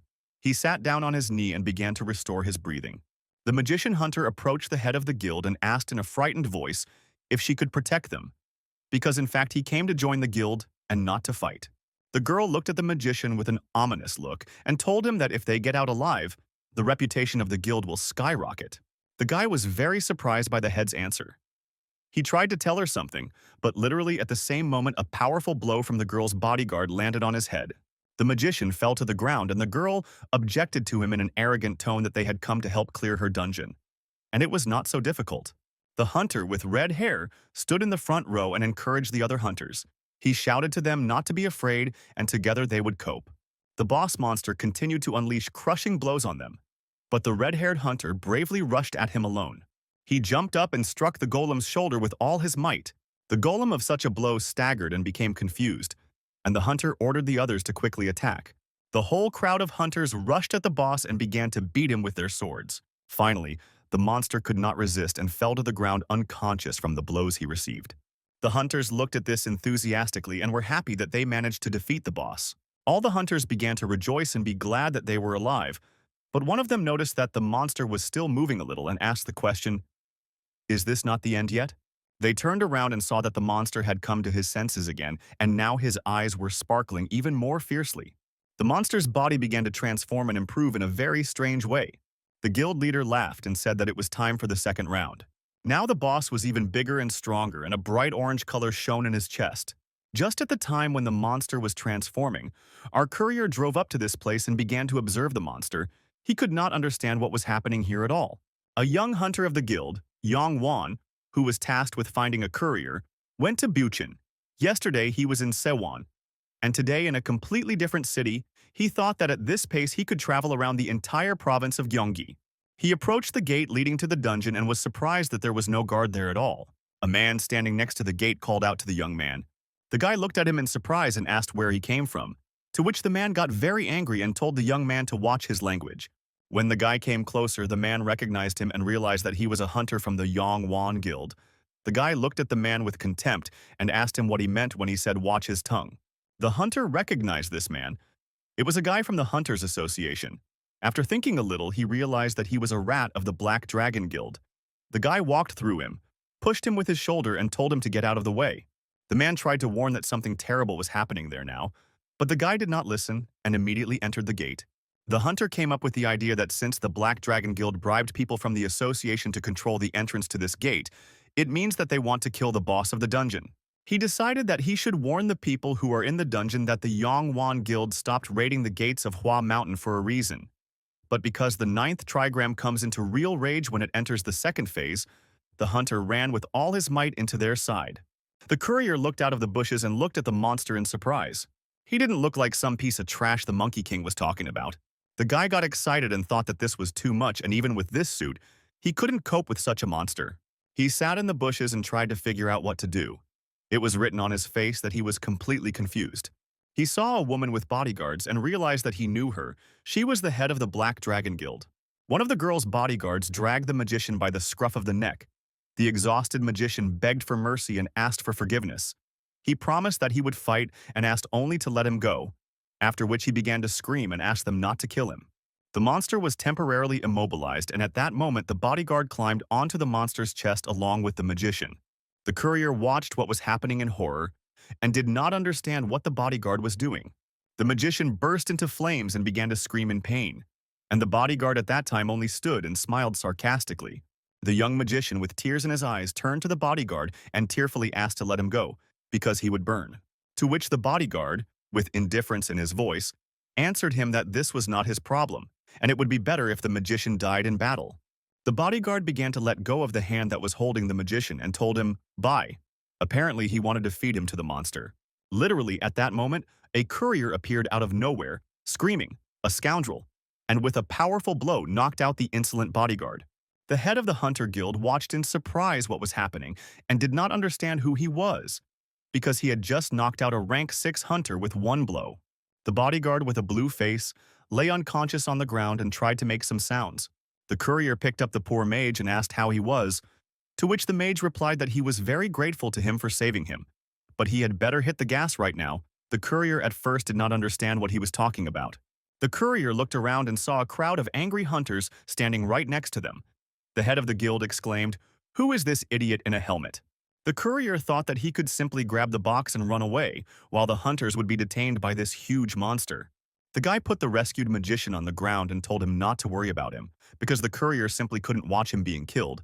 The magician thanked the guy for saving him and ran away, after which the courier thought that it was not the magician's fault that they tried to kill him. The enraged guild leader shouted at her hunters and told them to attack the young man. And at that moment, the courier thought that those who tried to kill the magician were to blame for everything that was happening. And since everything had gone downhill, he would act. He activated the suit, and in the application it was written that the duration of the suit was 2 minutes 17 seconds. He realized that it seemed like he had no choice, and he would have to try to destroy the monster. The head of the guild is furious. She called the courier a scumbag because they were so close to defeating the monster, and he prevented them. The bodyguard approached her and asked what the orders would be. If she wanted him to gather the archers, she resolutely replied that no. The girl almost boiled with anger. She said that first of all we need to collect firewood, because this is the key to defeating the 9th trigram. At the moment of transition from the first phase to the second, the trigrams would be paralyzed for a short time as it is now, and all that remained for the Black Dragon Guild to do was to throw the victim into its fiery core, and it would all be over. The bodyguard told the girl to look ahead, and there the courier suddenly rushed to attack the monster and jumped on it. The guy noticed that the monster had a pothole in his head and thought that this was probably his weak point. He gathered all the strength in his fist and began to strike this pothole. The head of the Black Dragon Guild looked in horror at what the courier was doing and did not understand what he was doing. She thought that he was really trying to wake up the 9th trigram. She ordered the hunters to shoot the courier or do whatever they wanted. She didn't care. The main thing was that they stopped him. The hunters took aim at the courier and were ready to shoot at him. The arrows flew straight at the courier at the moment when he was trying to break the head of the monstrous monster. The suit warned the guy that he was in danger. He was scared, but the suit began to dodge the arrows on its own. The guy was surprised that arrows were flying at him and couldn't understand why the hunters wanted to kill him. The head's bodyguard turned around with a frightened look and told the deputy that the guy was dodging arrows. They could not understand how he did it. Did he really have eyes on the back of his head? One of the arrows hit a strange glowing ball, which apparently gave energy to the monster, and it became even more ferocious. The bodyguard was very lost. He thought, will they now have to get up and beat the courier? He gave the order to the hunters to attack and told them to get closer to the monster. The courier stood on the monster in bewilderment and did not understand why the hunters were so stubborn, because they shot so many arrows that this golem seemed to have hair. A moment later, the head of the guild dropped her fan and began to tremble with fear. She looked at the golem in horror and said that they were finished. The monsters began to transform again and become even stronger, which meant the end of the second phase. The monster growled angrily. He raised his foot and killed all the hunters with one blow, simply by stepping on them. The head of the guild and her bodyguard watched in horror what was happening. The bodyguard said that their entire army was killed by a monster. Then he turned to the head and asked her, what should they do? The girl's eyes were full of horror and hopelessness. and with fear in her voice, she said that they could not do anything and would be turned into ashes. Well, literally a moment later, that same courier appeared out of nowhere and hit the monster on the head with all his might. The head of the black dragons looked at the courier in surprise and could not believe that he was still alive. The guy hit the monster with all his might, but his suit stopped working after 10 seconds. He continued to hit the golem, trying to break it, and with every second the suit's duration became shorter and shorter. The courier had 5 seconds left and dealt a crushing blow to the monster. After the impact, the monster's head shattered into many fragments and he began to fall to the ground. The guild hunter, Yong Wan, watched what was happening and was delighted that the courier single-handedly defeated the monster. He felt good about the courier due to the fact that they had a similar fighting style. The guy would never have thought that he would meet the courier here. He jumped off the cliff and began to run towards the courier. He wanted to bring him to the guild and won today, no matter what. When the golem fell around the hunters, the elk raised a huge amount of dust and they began to hide from it with their hands. The head of the guild was very surprised. She would never have thought that this loser would be able to defeat the 9th trigram. The bodyguard approached her and nervously asked her what they should do now, to which she replied that as soon as the dust settled, they should immediately grab him. She looked at the defeated golem and said that the courier had clearly spent a lot of effort to defeat the trigram, and even if he was not a registered high-rank hunter, they would capture him without any problems. The girl confidently stated that the courier would be held accountable for interfering in the raid of the Black Dragon Guild, and she wanted to look at him. Literally a moment later, the same hunter who was looking for the courier appeared in front of them. He looked at the head with contempt and asked how the black dragons were doing. He crossed his arms and stated that at first he did not understand what these scoundrels were up to, but now he realized that they lured a newcomer into their guild to sacrifice him to the golem. The head of the guild did not understand how he knew that they were here, and after that she ordered everyone to prepare for battle and said that their enemy was Ha Do-yoon from the Yongwon Guild. She pointed her hand at the young hunter and told her subordinates to be careful with him, because he is quite strong. The guy tisked displeasedly and thought that he had appeared in front of them in a very pretentious manner. But there were much more of them than he thought. Then he wondered where the courier was. He should have been nearby. Another frightened bodyguard of the girl ran up to her and told her that they had problems. She snorted in displeasure and asked what happened again. The bodyguard told her that the man in the helmet had disappeared. The guild leader and the hunter looked at him in surprise and could not believe his words. The young hunter watched what was happening with disappointment and could not understand where the courier could disappear after such an explosion. He stood in front of the Black Dragon's subordinates and thought that he had gotten himself into this mess for nothing. The excited courier thought that this was his last adventure. He rode a moped to the customer and thought that he almost woke up on Olympus, but not because he successfully completed the delivery, but then he thought that probably if he had died, he would have ended up in a completely different heavenly kingdom. The guy didn't understand what was wrong with him and why he had to intervene and help this guy because he's not even a hunter. He decided that he wouldn't repeat this mistake again. He almost arrived at the right place and noticed that Mount Seongju, which stood there, suddenly disappeared. The courier wondered, did the dungeon really disappear because he killed the boss? The gates, which no one had cleared for a long time, materialized in the dense world in the form of dungeons. Therefore, it was always possible to go there again and again.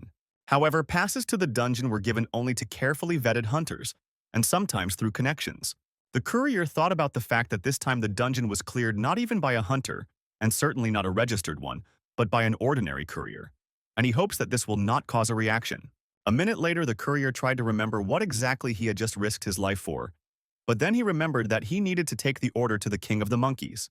When the Monkey King saw the courier, he told him that he thought that the guy would handle it faster. The guy almost burst into tears and told him that there was no way he could have arrived faster, if only he knew what he had to go through. The king tried to calm the courier and asked him to tell him what happened. The courier replied displeasedly that the king said that what he was looking for was just a bunch of scrap metal. But it turned out that the pile of scrap metal is a huge golem robot that scrapes the firmament with the top of its head. And he didn't even begin to talk about his laser beam, which almost burned the guy to the ground. The Monkey King was surprised and said that this was impossible, after which he asked if the 9th trigram had gone mad. He asked the courier if the guy was sure that he had not provoked the golem even without knowing it, because the 9th trigram is not inclined to move at all unless provoked. The courier realized that if people from the Black Dragon Guild had not come there, he would not have had to go through all this horror. The guy thought he might as well kick the asses of the Black Dragon scoundrels, because he could wipe them all out with one blow. The guy stood in a very angry pose and exclaimed, "Oh, these scum, how dare they stop him from working?" The Monkey King sighed in disappointment and said that he seemed to understand what the courier was getting at. He was saying that he could not get his box, and he was sure that with the rabies of the trigram this was impossible. But the guy interrupted him. He turned around and said that he had brought it after all. The Monkey King asked him in surprise how he was able to take it, to which the courier calmly replied that he simply broke the golem's head. The guy took a huge box out of the container and took it to the king, but he was very interested in what was in it. It looked like a metal box like those used in Chinese restaurants. The Monkey King began to laugh furiously and said that in heaven, he almost killed this monster, and now he was finished off by a completely ordinary mortal alone. He asked the guy what his name was, to which he replied that his name was Ha Jun Li. Literally, a second later, the king burst out of the ground and broke the box. The courier fell to the ground and did not understand what was happening, but it seems he saw some kind of staff falling out of the box. The Monkey King told the guy that he was his debtor, and if the courier had not agreed to help, he would have waited for Sanjian for a long time, and who knows how many more years he would have stuck on this mountain. The guy looked closer and realized that the king was holding a golden staff. The king whistled and said that it was time for him to get out of here before the Jade Emperor found out. He rushed into the sky on a summoned cloud, and in parting told the courier that if fate brought them together again, they would meet again. The guy tried to stop him. The guy shouted after the king that he didn't care that he was leaving, but he didn't pay him for the delivery. The king threw a strange bag from the sky which fell directly on the courier's head. He turned around and said that he was a great prophet and equal to the Celestials, so he was a stranger to pettiness, after which he told the guy to check his phone because he had already paid him. The king added that in the bag that he threw off there was a small reward for his efforts. The guy looked at the bag with surprise and wondered what was there. After these words, the king finally said goodbye to the courier, but the courier tried to ask him afterward, is he really not entitled to a tip for such efforts? But by that time, he had already flown away. The guy decided to open the bag, and when he opened it, he was shocked by what he saw. The guy was sitting in St. Petersburg in front of the TV and eating instant noodles. There was news on TV that said that yesterday afternoon, there was a shocking message that the Black Dragon Guild had allegedly cleared out Haogo Mountain using special tactics during an attack on the boss. The courier chewed the noodles and thought what lying scum they are. However, the next message on the news was that the dark affairs of the Black Dragon Guild were put on public display by the same magician whom the courier saved. The news gave the floor to this novice hunter who was present at the scene. The magician said that they were all deceived and that no one warned them that they would have to fight the boss, after which the reporter asked the guy about the rumors that an unknown man in a helmet had appeared on the spot. The guy enthusiastically answered her that it was true and that this unknown man saved him just at the moment when he was about to be thrown into a fiery pit. He added that it was this man who defeated the boss, and without him they simply would not have survived. The courier was very pleased to hear such words. He watched TV and smiled pleasantly. The courier drank soda from a can and remembered his condition that day. Then, he already thought that he was finished. As a friend, he was carried forward. Fortunately, he kept his identity a secret and saved these people. The guy decided to take out his phone and check his salary. He had 95,300 coins on his balance. From this difficult delivery, he earned 70,000 coins, but he had a feeling that after the fight with the terrible monster, he deserved more. But if you convert all these coins into real money, it turns out that for this order, he received 700 million won. With that amount of money, he could buy any housing in Seoul. In addition to the money, the courier also received a special reward from the king of the monkeys. He reached into his pocket to look at it. At first, he did not understand why he needed it. He took out the locks of the stone monkey from Haogo Mountain from his pocket, the great sage Sun Wukong. If you put it in your palm and lightly blow on these locks, you can momentarily summon a clone of Sun Wukong. This hair had one available use. It was very surprising for the guy that he could summon Sun Wukong thanks to this hair. Recently, the courier began to often walk on the edge of a knife and encounter all sorts of monsters. Even though thanks to these golden curls you can only summon a clone, he certainly won't be superfluous because it's like having a spare life. The guy received a new request for delivery. He was very happy about it because the order arrived just on time. The guy put on all his equipment, including a magic helmet, and was confidently ready to work hard today. It was a nice sunny day. The glass office buildings of the Korean metropolis were illuminated by the rays of the sun and shimmered beautifully, and in the windows you could see the reflection of the clear blue sky. The head samurai ran into some room with all his might. Apparently he had something urgent. He opened the door with a scared look and asked Dayun if he was okay. In the ward, the same hunter who was looking for the courier was deprived. His arm was broken and his face had multiple abrasions. He was talking on the phone, but when the head entered the ward, he got distracted. The hunter was happy about his visit and said that he thought that the head went to Busan yesterday. The head was really supposed to go to Busan yesterday, but he couldn't stay there for long, especially considering the fact that the young hunter ended up in the hospital due to his fault. The guy jumped up from the bed and objected to him that it was not his fault at all because he himself should have assessed the situation in advance and it was his own fault because he was not careful enough. The head had a very angry face. He was thinking about the idiots from the Black Dragon Guild, that they really tried to steal the hunter from the guild Yongwan, and he should not underestimate their abilities. The head believed that in order to prevent what happened, he needed to send Irene along with the guy.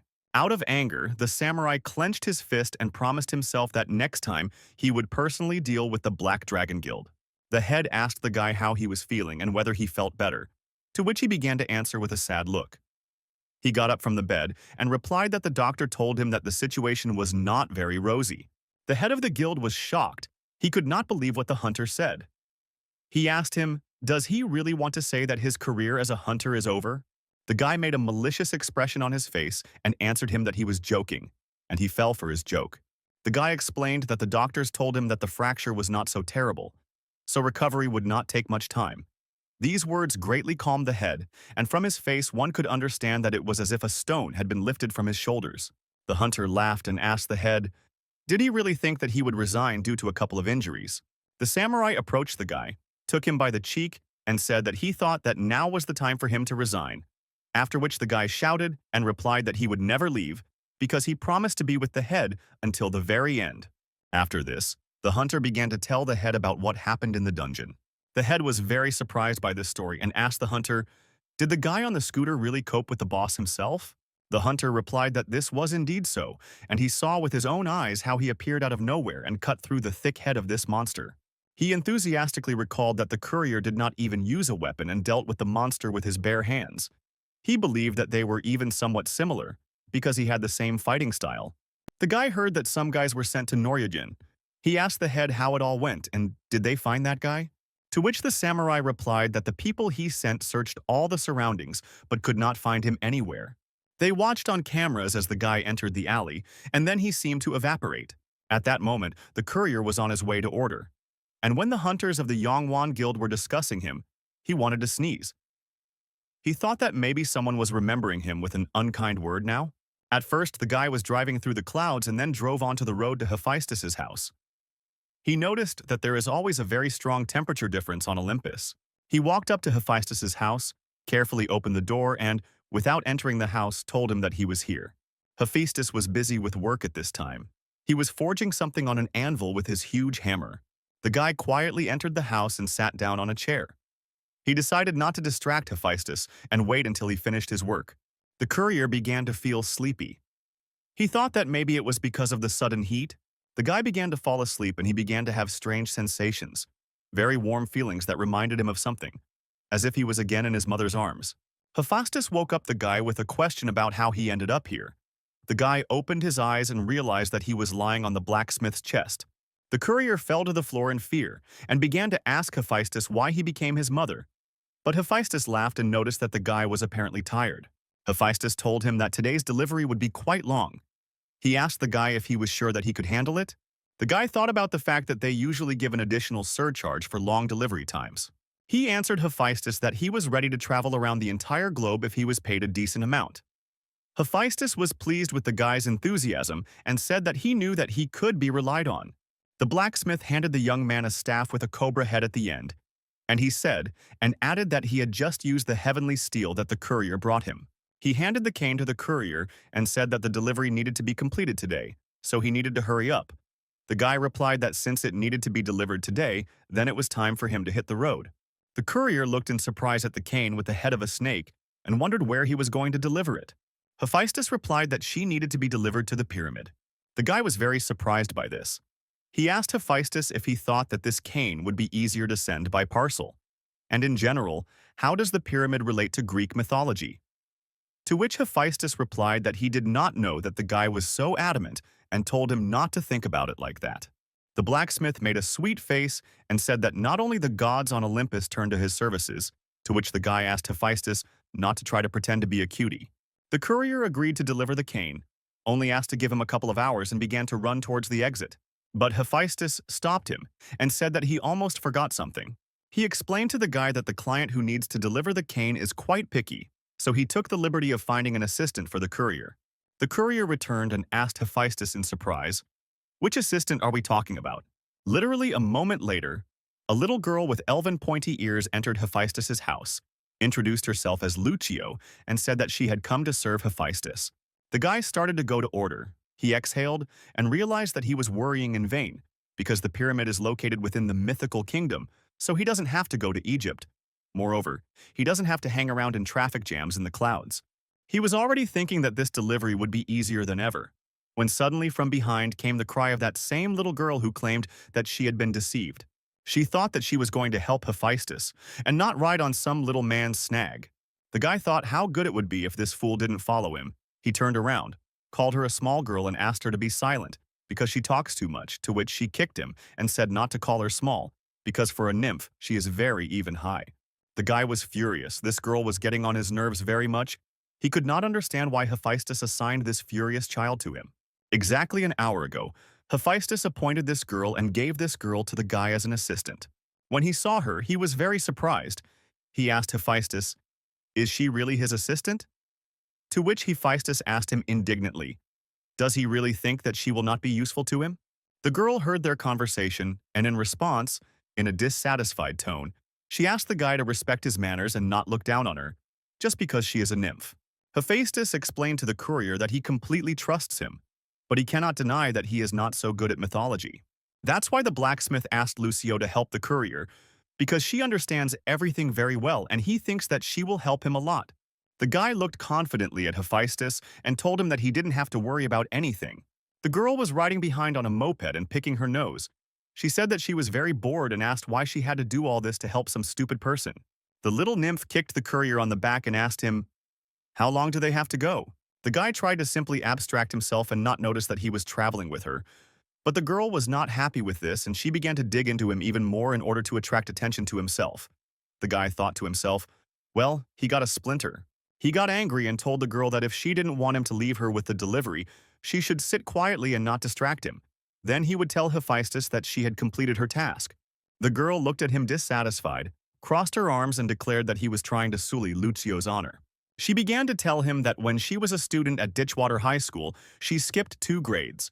But then she continued her studies at the prestigious Sitwater University and graduated from there. When the girl finished her training, she became an elite nymph, like a prophecy descended into the world. She tried to say something else, but at that moment the guy threw candy into her mouth. She saw through it and enthusiastically asked what it was. The guy sighed displeasedly, thinking how loud she was, called her a fool and said that it was just candy. The courier told her that if she sat quietly, he would give her more, so that she could sit quietly and not poke her head out, while at that time she enthusiastically chewed the candy. The girl really liked the candy. She said that it had a divine taste, as if angels were dancing in her mouth. She told the courier that she hoped that he was not lying and that he would really give her more candy, to which he told her not to worry, because he kept his word. The nymph continued to enthusiastically gobble up the candy, and the courier thought that he knew that the way to the child's heart was through the stomach. At that moment, a notification came to the navigator that they had 800 meters left to their destination, and they needed to follow the path. Now the guy finally could concentrate on the road. The courier and the nymph began to drive into a place reminiscent of a desert, and 2 shining balls resembling eyes began to appear from the sandy fog. When the courier saw them, he was completely shocked and at first did not understand what was in front of him. He slammed on the brakes and the moped stopped. When they stopped, the girl reminded the guy that she kept her promise and sat quietly, and now he owes her candy as promised. The tortured courier nervously looked into the distance and thought how good everything would be if he could just hit her in the head. The guy got up from the moped, lifted the little nymph by the armpits with his hands, and asked her why she didn't warn about the danger ahead. To this, she replied that he himself told her to be silent. Suddenly, a rude voice was heard next to them, calling them uninvited guests. The girl paid attention to him and could not understand who was speaking. A huge statue resembling an Egyptian deity appeared in front of them, which told them that if they wished to pass, they must solve its riddle. The girl recognized this creature. It was the Sphinx. She explained that this terrible monster asks a riddle to everyone who comes close and devours whole those who answer incorrectly. The Sphinx was a relative of Typhon. He was a beast that once defeated Zeus and almost destroyed Olympus. The courier understood that the Sphinx, of course, is not that strong, but he is not a legendary hero either. So there is no point in going against him with only one nymph, although he still had the feeling that he was going to certain death. Chuika told the guy that blows were useless against the Sphinx. But he didn't have time to think, so he gathered his strength and went to the Sphinx. He hoped that he would be paid enough for such efforts. The girl asked the guy where he was going, but he confidently told her that he was going to solve the riddle of the Sphinx. The nymph fearfully objected to him that if he did not guess the riddle, the Sphinx would eat him and the guy would die in a seething stomach. The courier raised his fist up and told her not to worry, assuring her that he would definitely not die because he was not that stupid. The Sphinx looked at the guy and girl with an eerie look. The courier thought that everyone knew his riddle, so it was simply impossible to make a mistake with it. The guy understood that he definitely wouldn't solve other riddles. But in this case, he had a lock of the Monkey King with him, and if something suddenly went wrong, he would call on it. The Sphinx asked the guy if he was ready to solve the riddle, to which the guy angrily answered him that he didn't have much time and asked him to guess it quickly. The girl was upset because he accepted the riddle and decided that she would solve the riddle by any means. The Sphinx was delighted at the guy's words and began to ask a riddle. The courier thought that the answer was obvious. He began to remember the riddle. It said, "A man who walks in the morning on 4 legs, in the afternoon on 2, and in the evening on 3. Who is it?" The guy had seen this riddle on TV many times and was sure that he remembered everything perfectly, so he would solve it, and the Sphinx wouldn't even have time to finish. But the Sphinx suddenly asked, "What sound does a duck make when it falls?" The guy already wanted to name the answer, but he realized that something was wrong here. The girl tried to solve the riddle. She remembered what a duck looks like, and remembered that it makes a quack sound. But then she realized that she did not know the correct answer and burst into tears. She was very sorry that she could not help. The magic ball showed a crying nymph who said that she did not want to be eaten alive. A mysterious woman held her hands above the ball and looked at him and said that these two were very interesting guests. When the Sphinx asked a riddle, the guy looked at him with a surprised look and thought what kind of riddle this was, like a stupid joke. The answer was so obvious. But after a moment, he realized that this was a Sphinx, and this question might have an unexpected twist. The guy began to get nervous and drops of sweat began to appear on his face. The Sphinx made a cute face and told the guy that he had 3 minutes to solve the mystery. The courier realized that he most likely overestimated the Sphinx. The little nymph continued to roar because she did not know the answer to the riddle, and she realized that the truth is that they say that the riddles of the Sphinx cannot be solved, because even she, mega elite nymphs, has no idea how to solve this riddle. She looked at the guy offended and thought that now the Sphinx would eat her, and all because of this stupid little man. She remembered how at the institute she asked a question to the professor. She asked him whether the riddles of the Sphinx were really so complex, to which he answered her that she could guess it herself.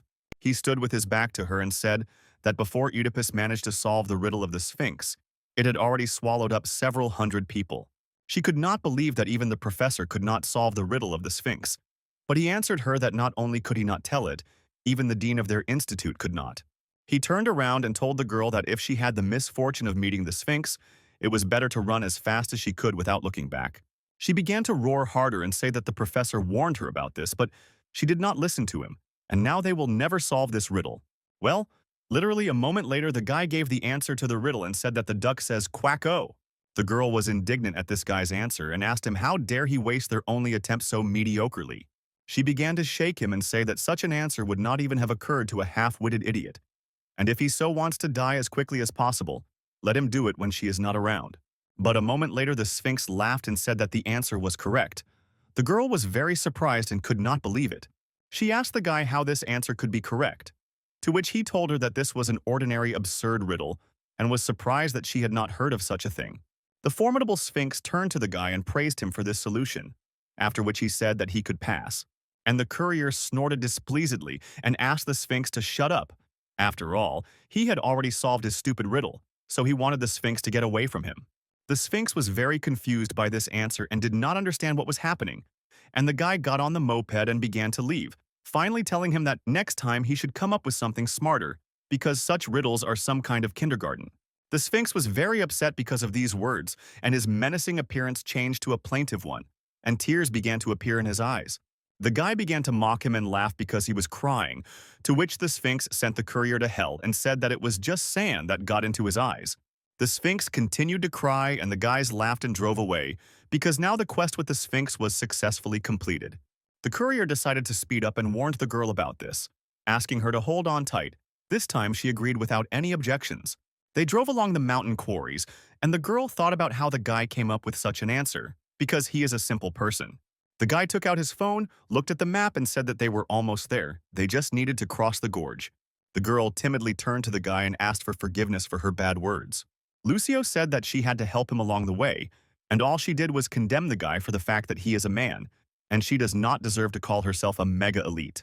The guy turned to her and laughed, after which he told her to stop saying such things, because she had nothing to reproach herself for. At his previous job, the courier heard other things addressed to him, so he had long ago developed a resistance to such words. The guy was driving and thinking that he now felt as if he were on vacation and begging with his younger cousin.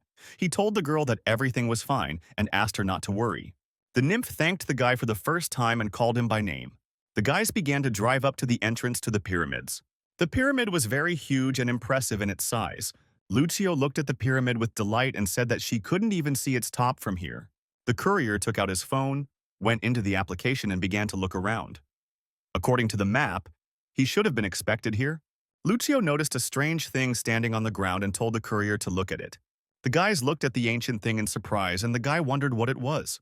The nymph took a closer look at this ancient pillar and said that it was written on it, "If there is no guard, ring the bell." The guy was very surprised that the nymph was able to read the ancient texts, and she replied that this was due to the fact that she was, after all, a nymph. The young man said that this was very cool and decided to follow the ancient instructions and press the button. Just a moment later, strange blue lines appeared around him. The courier was scared and did not understand what was happening.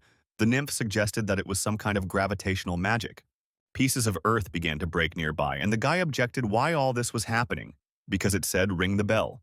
Literally a moment later, the ground beneath them collapsed and they began to fall somewhere down. They flew down for a long time but still landed, and the courier was very surprised because he did not believe that he would survive such a fall. The guy noticed that the nymph was nowhere nearby and began to look for her with his eyes. He called her name and heard the quiet voice of a girl under his back. The courier suddenly jumped up and began asking her if she was okay, and if she was even alive, to which the girl replied in a quiet voice that she was fine.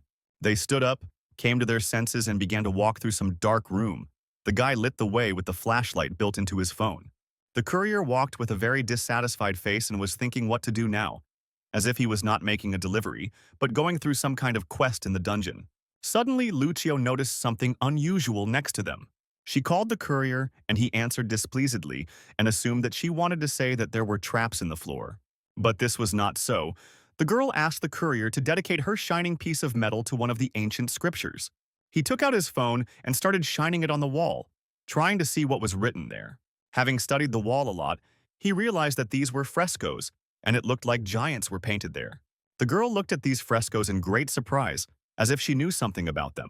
The guy asked her if she knew something about these inscriptions. The nymph replied that she had heard about a certain evil goddess who loves to kidnap and torture nymphs. She said that these frescoes must have been created by her ancestors to tell about terrible crimes against their people. The guy looked carefully at the drawn drawing and said that he did not see any crimes in these pictures, and in general it looked more like a holiday. But the girl answered him with confidence that not everything is so simple.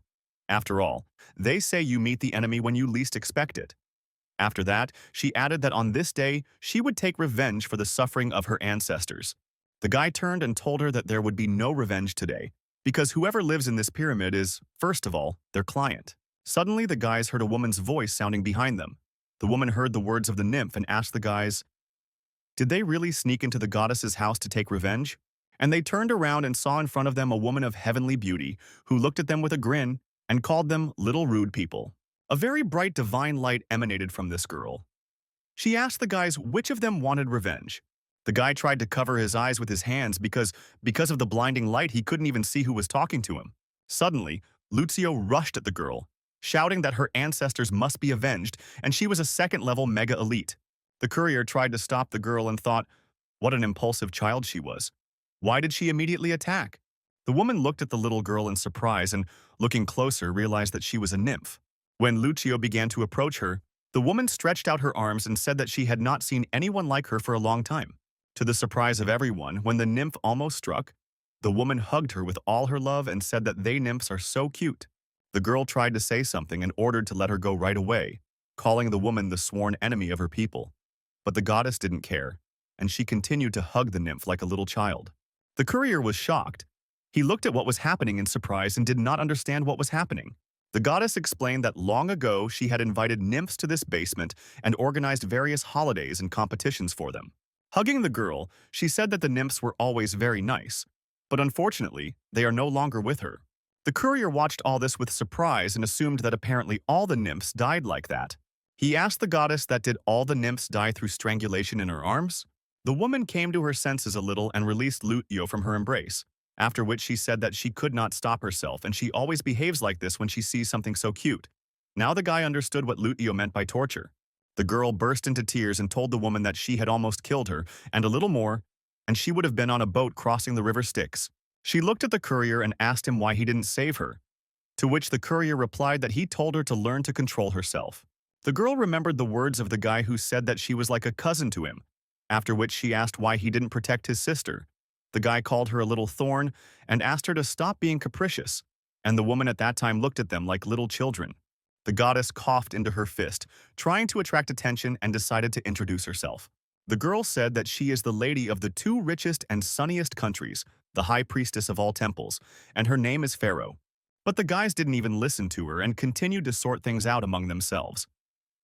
They stood in a fighting pose, and the courier suggested that the nymph sort things out once and for all, and the winner would be considered right. Lucio agreed. The guys began to fight, and during the fight the guy answered the woman that he understood that she was a pharaoh, but he thought that the kings of Egypt were called pharaohs, and the nymph called the guy an ignoramus and said that it would be better if he was silent altogether.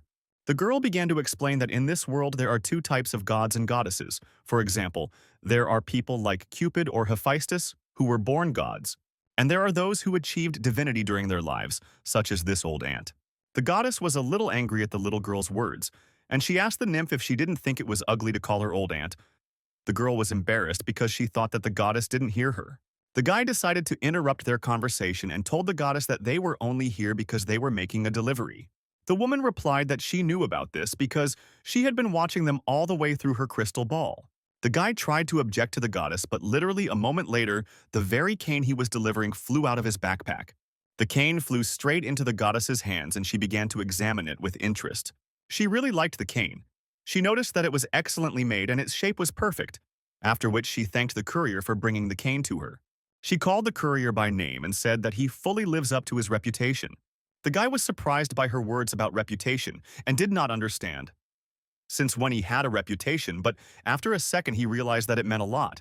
He thanked the girl for using his delivery service and asked her to send the payment and tip to his account. The nymph who was standing nearby said that the guy was behaving disgustingly and asked him whether it was necessary to behave like a greedy trader in the market. She asked the guy where his self-respect had gone, and the guy answered her that self-respect can't be spread on bread. The courier explained to the girl that, by the way, with this same money that he earns, he bought the candy she liked so much.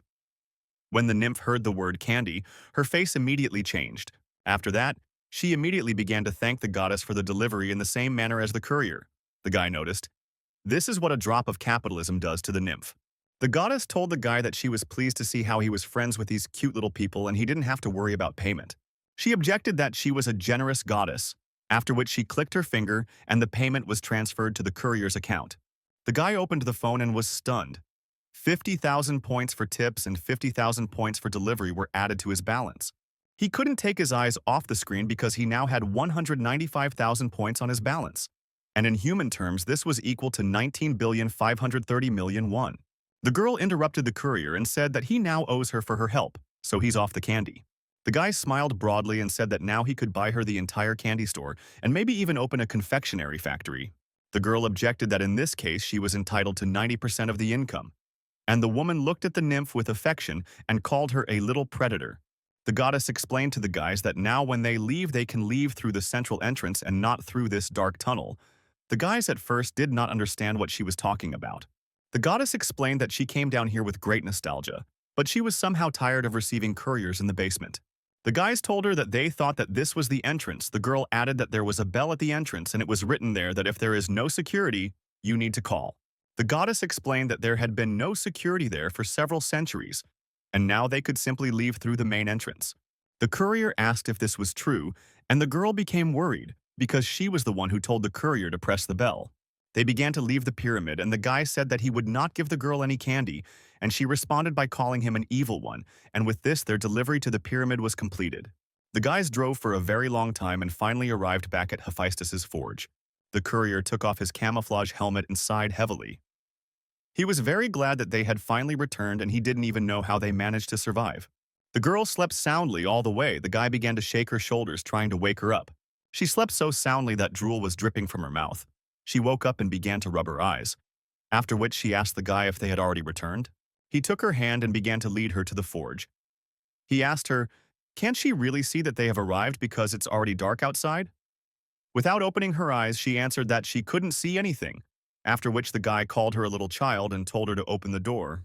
Eyes. The girl opened her eyes and realized that they were standing at the entrance to Hephaestus's forge. The nymph addressed the courier by name, and when he responded, she thanked him for the adventure and said that she had a lot of fun. The guy looked at her in surprise and asked why such sentimentality. The girl looked at him very sweetly and said that they had completed the delivery, which means now it was time to say goodbye.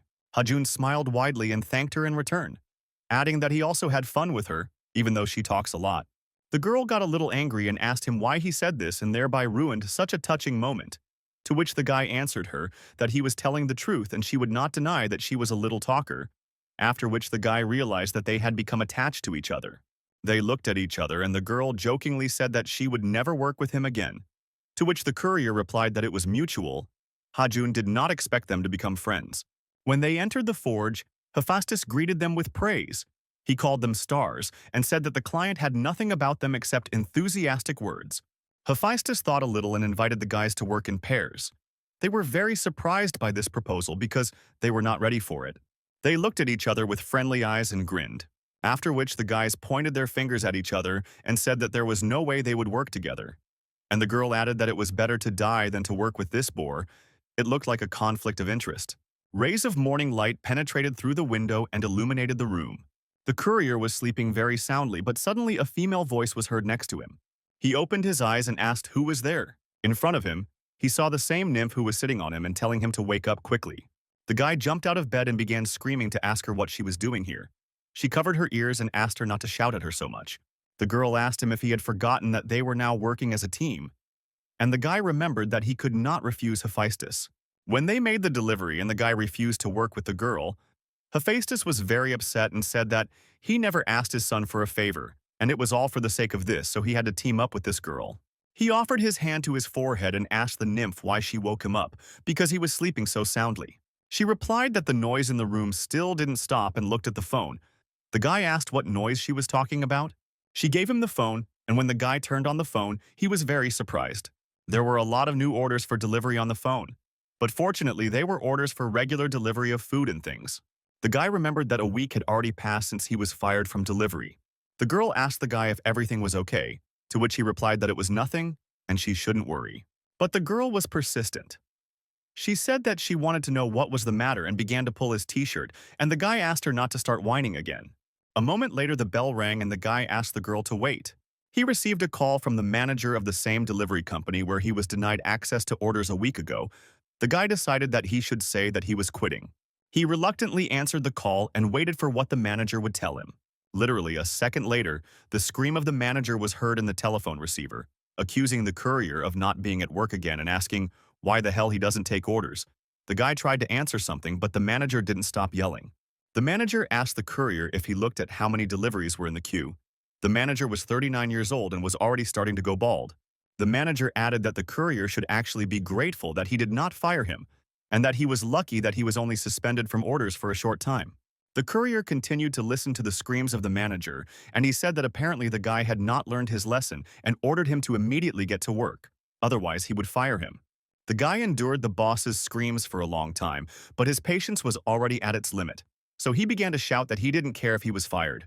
The manager did not believe the courier's words and assumed that he had gone crazy, to which the guy asked that even if so, what would he do to him? The nymph looked at the guy in surprise and saw how his energy level increased many times over. She said that Ha Jun was not acting like his usual self. The manager continued to yell at the poor courier and threatened that he would be blacklisted and he would be screwed. The guy answered with confidence that he was tired of these angry threats, and it is not surprising that even the hair was running away from the manager's bald head. He added that he was tired of everything and wished him all the best, after which he dropped the call. The manager was very upset by the courier's words about baldness, and he said that it was a blow below the belt. The girl looked at Ha Jun worriedly and asked if he was okay, but the guy turned around and said with a smile that everything was fine, after which he offered the girl something to eat. It was clear from his face that he wasn't worried about being fired at all. Meanwhile, in one of the publications of the Korean megapolis, the Yongwon Guild was discussing problems. The head asked his ward, "Did you manage to find the courier yesterday?"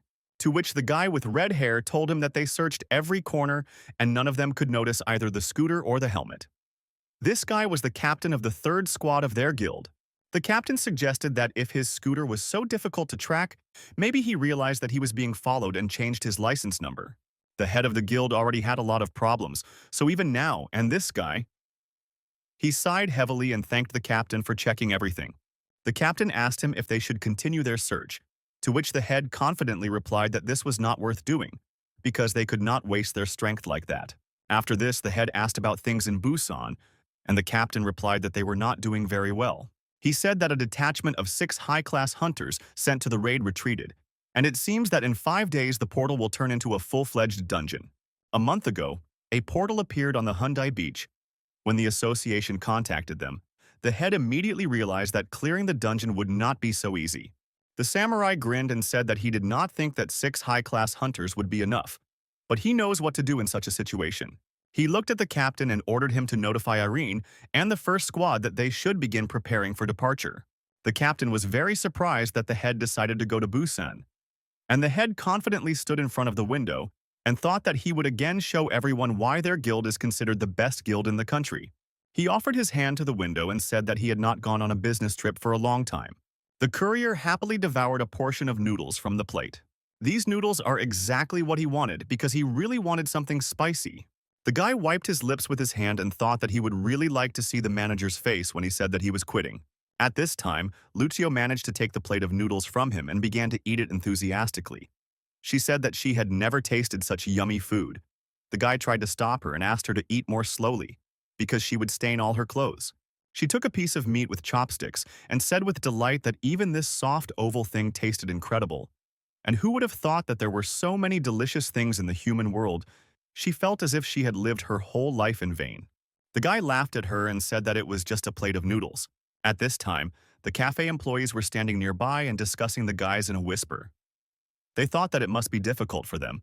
The man decided that the girl was trying black bean noodles for the first time, and apparently the guy who was sitting next to her was a single father.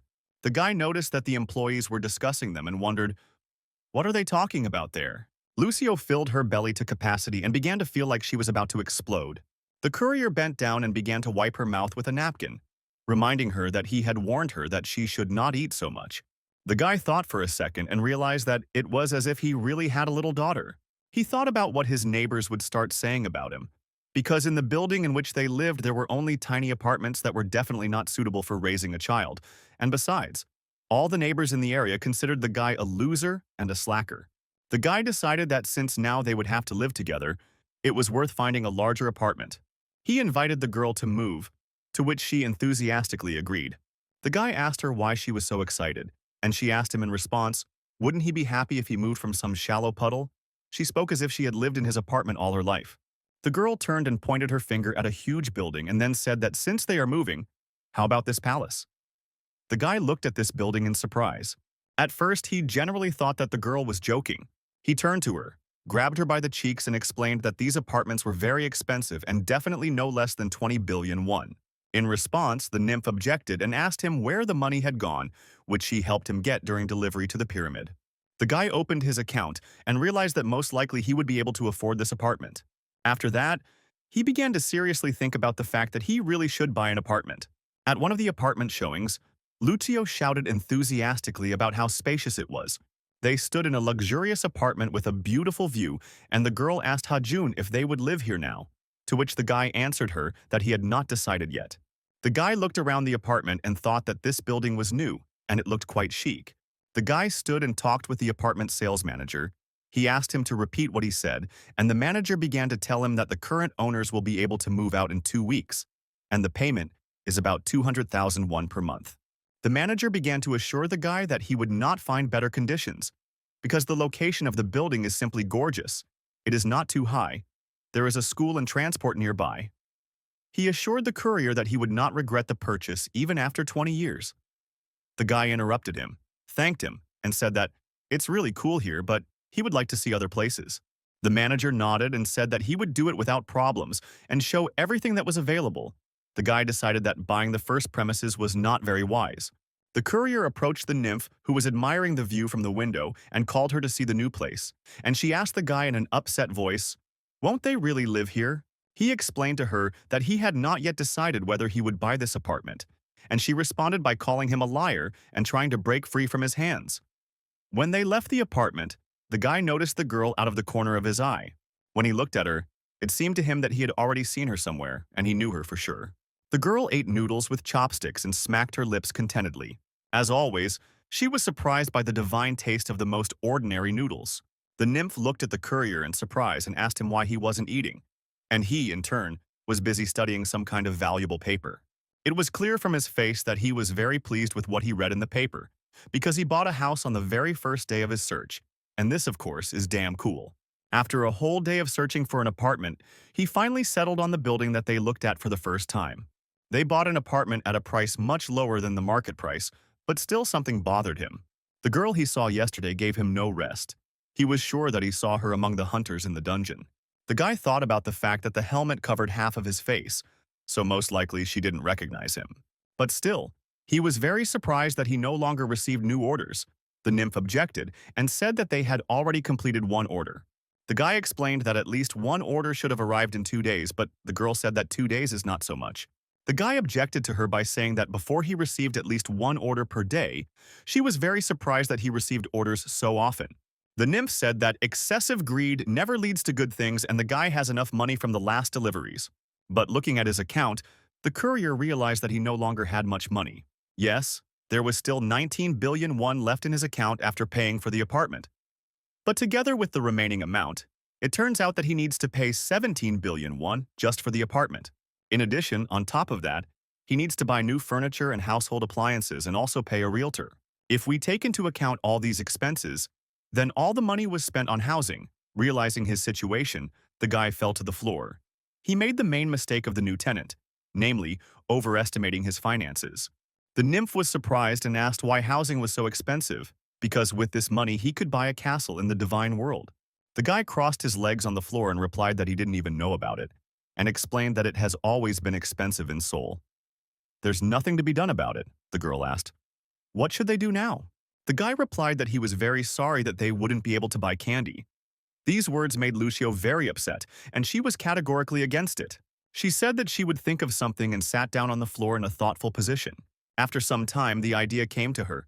Why shouldn't the guy become a promoter? He asked her in surprise, should he really become a door beggar?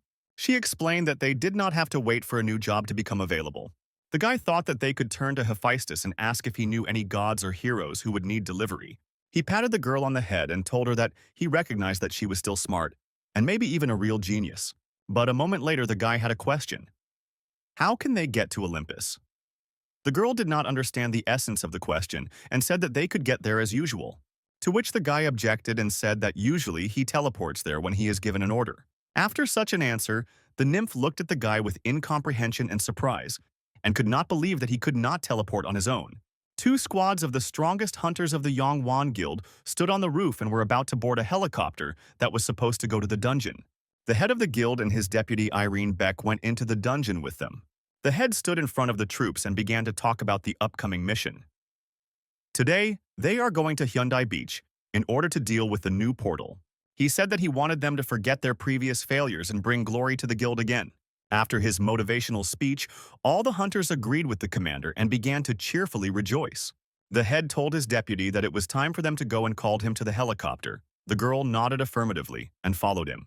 When they boarded the helicopter, The head asked the girl about the words she had said earlier. The samurai asked if she was sure that the courier they were looking for was now her neighbor. Irene replied that she couldn't find out if he actually moved in, but he obviously visited the apartment next door to hers. These words did not make the head very happy. After all, they wasted so much time and effort, they searched every corner to find him. And he ended up right under the nose of the deputy head. He asked Irene again if she was sure that it was him. She confidently said that yes, she was sure. The head thought that now it would not be difficult for them to find a courier, but now they need to focus on the portal. Irene remembered the courier whom she met near her apartment and could not believe that it was he who defeated the dungeon boss. She looked out the helicopter window and hoped that someday she would see the courier in battle. Meanwhile, the guys arrived at Olympus and reached the forge of Hephaestus. The guy, holding a strange package in his hand, walked into the forge alone and said hello. But there was no answer to the greeting, and he thought, maybe Hephaestus is not working today, because in the forge there is not even a light on. The nymph at that moment was standing at the entrance, and fear was visible on her face. She was very worried about something. The girl with tears in her eyes turned to the courier and said that they had better leave. She suggested that they could receive divine punishment for going to Olympus without permission. But the guy did not agree with her, and objected to her by saying that they had already arrived. And indeed, she herself told him to come here. But the girl said that this was terribly disrespectful and began to worry even more. The guy remembered how she called the Egyptian goddess an old woman without any problems, and she forgave her for her cute face. Suddenly, the voice of Hephaestus was heard from behind, asking who dares to come to him so early.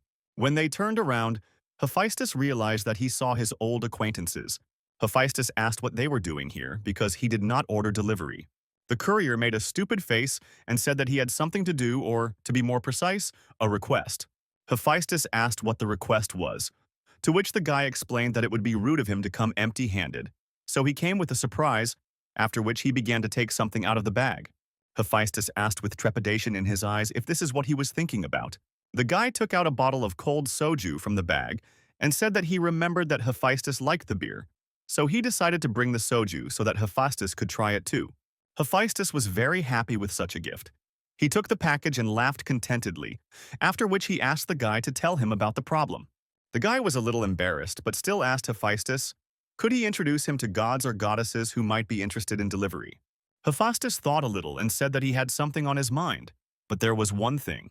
The blacksmith explained that he was worried that this was a rather dangerous task, but the courier didn't care, because he was determined. He told Hephaestus not to worry and promised to grab every opportunity, because there is nothing more dangerous than poverty. Hephaestus began to think whether it was worth giving the guy such a task. In the end, he decided that since the guy was so confident that he could handle it, he would give him the opportunity. Hephaestus extended his hand and warned the guy that he was now teleporting him. The guy tried to ask Hephaestus something finally, but he didn't have enough time and he began to teleport. A moment later, the courier found himself alone in a strange forest. He did not understand where he was. The guy was very unhappy that Hephaestus threw him God knows where without any explanations or instructions. The guy didn't understand what he expected from him. Just a couple of moments later, his suit warned of danger. The guy turned around and realized that something very dangerous was heading towards him. A few seconds later, a huge monster ran out of the depths of the forest, looking like a mutated boar, and it had 3 red eyes in its forehead. When the monster came closer, the courier realized that he would not have time to dodge and would now come to an end. But literally at that moment, the monster's body was pierced by an arrow shining with green light. The dead body of a mutated boar flew through the young man with a whistle, without leaving a scratch on him. The guy looked at the body of the deceased monster and could not understand how he died.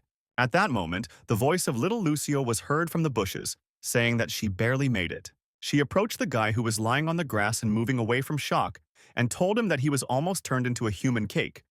The guy was very surprised that the nymph appeared here, and told her that he did not know that she was coming for him. She said in an upset voice that, after the courier disappeared, Hephaestus also moved her here, to which the guy ironically thanked her for silently watching how he suffered here, and not even helping.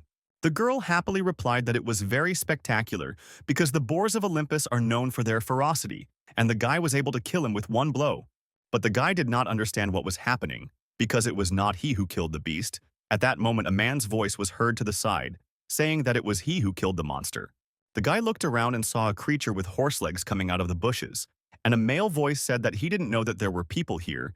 He was surprised that there was a man and a nymph here. When he came out of the bushes, a strange man-horse appeared in front of the guys, looking at them with a smile and showing his abs. On top, he had the body of a human, and below the waist, the body of a horse. A moment later, the courier received a notification on his phone. He took out his phone and saw that he had arrived at his destination. At that moment, he realized that this strange man was his client. The centaur man turned to the guys and said that strangers don't often come here, and then asked who they were.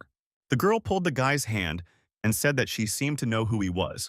She remembered Jason, the leader of the Argonauts and Achilles, the hero of the Trojan War, as well as the greatest warrior who, during the Gigantomachy, led the Olympian gods to victory. His name is Hercules. And this male centaur is called Chiron. He is the mentor of all these great heroes. The man began to summon a bow in his hand and asked the guys if he thought they had just uttered the name of Hercules in his presence.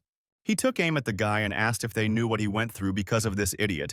The guy tried to stop him and said that he was completely silent. He began to assure Chiron that Hephaestus had sent them, and they had come here with a delivery, and not at all to cause him trouble.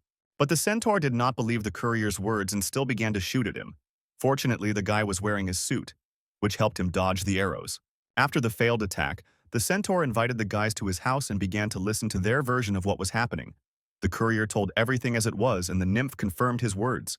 The man thought about it because Hephaestus, as a rule, does not mention him in the presence of just anyone, and this situation becomes very interesting. He looked at the guy who was sitting on his knees in front of him and realized that he didn't look like a hero at all. But the presence of the nymph greatly changed the situation and made the centaur think even more. After all, as a rule, even the most famous heroes can hardly boast a friendship with nymphs, especially if they were their travel companions. The courier and the nymph began to whisper among themselves. The guy asked the girl why this horseman was so suspicious because they had already explained everything. Then why doesn't he believe them?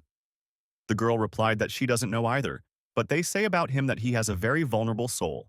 After thinking a little, the centaur said that he still believed them. The guys were very happy with his words and said that he was truly the wisest of the sages. The centaur looked at them and asked, "Can they really get everything he wants?" The guy explained that he didn't mean everything literally, but he could deliver a lot. The centaur thought that the guy was worth testing. He took an empty jar from the shelf and told the guys to go north through the forest, where they would find a giant cave. Chiron explained that in this jar they need to collect the saliva of a lazy bumpkin who sleeps in a cave. He handed the jar to the courier, and the guy was surprised by such a request. He didn't believe it. Does the centaur really want him to put saliva in a jar and just bring it to him? The courier hoped that the saliva needed to be collected not literally from this man's mouth and asked the centaur about this. But Chiron replied that it is necessary to collect saliva in this sense. The guy thought that this was, of course, a completely unthinkable violation of the personal space of another person. But this was not a reason to refuse delivery. So without any hesitation, he agreed with the order and told the centaur that he would soon have a jar of saliva. The centaur looked after the fleeing courier and thought what a pathetic fool he was, because he didn't even bother to ask what dangers awaited him on this path. He went outside and began to think that this was a simple test that would show whether this guy should be trusted. Even if by some miracle he comes out of this forest alive, then he will have to cross through the rocky snowy mountains through which no man can pass. And if he is an empty-headed man, one look at these mountains will make him give up. But the guy turned out to be not so simple. As soon as he left the house, he activated his centaur suit and made a stunning jump. He looked after the guys flying into the sky and could not believe that this was happening. The guy was already quite accustomed to this suit. He was holding in his hands a nymph who was flying with him in shock. At such a speed, they should have reached this cave very soon. The guy very deftly pushed off the ledges in the mountain with the help of a suit, and thanks to this, he climbed to the very top. As they stood at the entrance to the sinister cave, a notification came to their phone that they had reached their destination. At this moment, the action of the racer's suit stopped, and it took 32 seconds to recharge. The guy was very upset about this and thought that he was using the functionality of the suit too mercilessly. Lucio looked very rumpled and said that she was very dizzy. The guy asked her if she was okay. As a result, they entered the cave and the courier said that since they were here, they needed to get some saliva. The nymph confirmed his words and said that this should be done quickly. They walked for quite a long time and descended deeper and deeper into the dungeon. They went down quite deep, but the guy didn't see anyone sleeping there. The guy shone a flashlight forward, and the nymph grabbed his hand with all her strength. There was fear on her face. He noticed this and asked, "Has she really gotten cold feet?" The girl answered unconvincingly in a trembling voice that fear is not characteristic of mega elites, and the guy grinned at this. A moment later, the girl saw something in the distance and screamed loudly. She fell to the side and began to cry. Out of fear, she even began to hiccup. The guy asked her not to scream so suddenly because she was confusing him. He asked why she was so scared because just a couple of drops fell from the ceiling. He thought that she saw a monster, but a moment later he heard an angry roar from the side and realized that he was rejoicing early. The courier turned around and saw in front of him a monster with 3 snake heads and ferocious mouths, which looked at him with its terrifying yellow eyes. He looked into their slobbering mouths and was glad that he wouldn't have to worry about the lack of saliva. The girl looked at this and thought that Ha-jun had gone crazy. The centaur ran as fast as he could, limping his wounded leg. He tried to find the courier who ran away on his mission but could not find him anywhere. He thought that this guy was an ordinary little man. But when he saw his crazy jump, he realized that this guy was hiding great abilities. But he leaned his hand on the mountain and thought that this guy is still an ordinary person. Even with such abilities, he cannot climb the mountain. But his surprise knew no bounds when he looked a little closer. Behind the rock, he saw a huge dent from the jump and realized that the guy had really gone into the cave. The centaur was very surprised by this and began to activate his divine powers. He believed that the guy should never enter the cave and began to save him. There were immortal monsters in the cave, so the courier had no chance of survival. The guy realized that he could not resist the monster and began to run, taking his little assistant with him.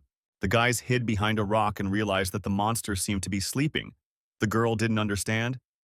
How is this possible?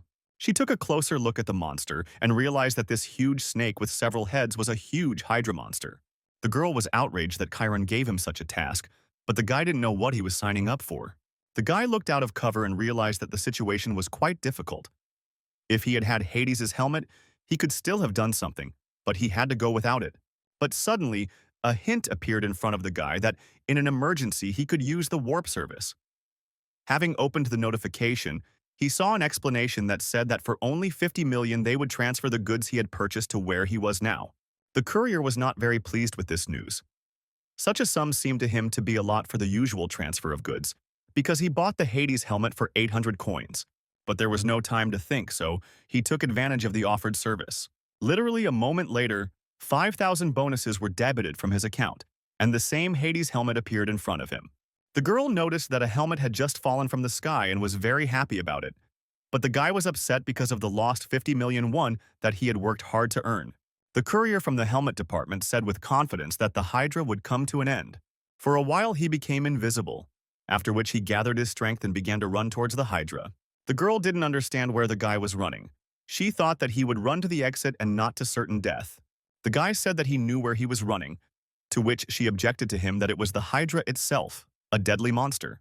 The girl tried to explain that Hydra is the daughter of Typhon, and even the gods of Olympus are afraid of her deadly poison. The guy was surprised that this rabble was his daughter, and said that it looked like this Typhon had scattered his seed everywhere. But the girl had no time for jokes. With tears in our eyes, we shouted to him that this time everything is different, not like with that Sphinx. But the guy turned around and said with confidence that everything was fine, and he could handle it, so she could run to the exit. The girl got angry and called Ha-jun a real fool and stupid, and finally said that let mortal poison melt him to the bones, after which she headed for the exit. The guy was upset because she could have left gracefully, but in the end she left only curses. The guy looked at the monster and decided that now it was time to complete the delivery. He was a little worried, but still began to run to the Hydra, holding the empty jar in his hands. When he ran up to the monster, his ominous appearance continued to frighten him.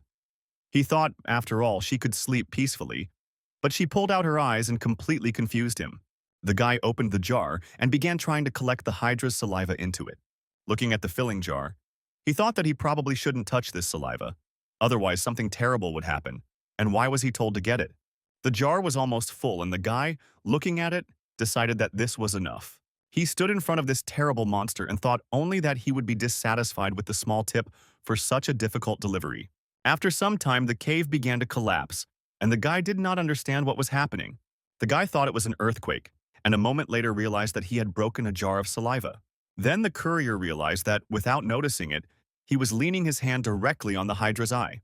A moment later, he saw all 3 heads of the monster looking at him and licking their lips. He was horrified because he realized that he had just awakened the Hydra. But later he calmed down, because he remembered that he was now wearing a helmet of invisibility, and he just had to not show that he was there.